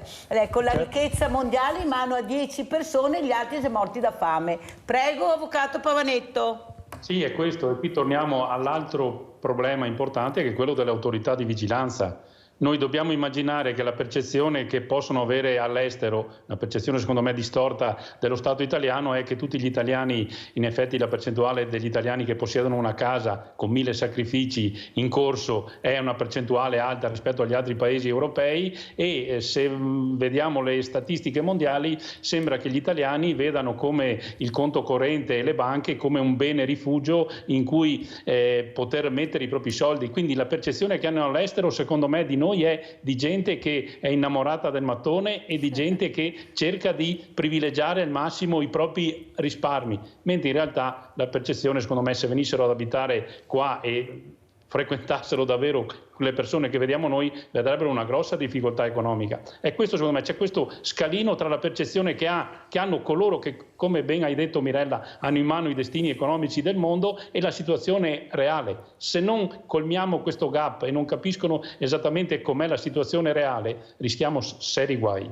Come ci saluta, Presidente Cenedesi? Ormai siamo in chiusura, spero di averla ancora ospite, perché stiamo parlando di una banca vicina al territorio. Capite e credete alla Mirella, sennò sicuramente non parleremo di questo. Prego, Presidente, un minuto. Beh, intanto grazie, sicuramente se mi invita sarò sempre disponibile. Insisto sempre sul fatto che noi siamo un'azienda ad alto valore sociale, non siamo una banca, anche se usiamo la regolamentazione della banca. Grazie tantissimo al dottor Tiziano Cenedesi, Presidente Centromarca Banca, grazie all'avvocato Luca Pavanetto, avvocato di Cassazione, referente Associazione Difesa Utenti Servizi Bancari e Finanziari, nonché avvocato di Veneti Scacciati dalla Cresa. Grazie a voi e spero anche questa mattina, assieme a Paola Viola, di aver messo questa goccia nel mare per aiutare queste creature. Grazie, la posta di Mirella. Grazie a tutti voi, buona giornata, grazie.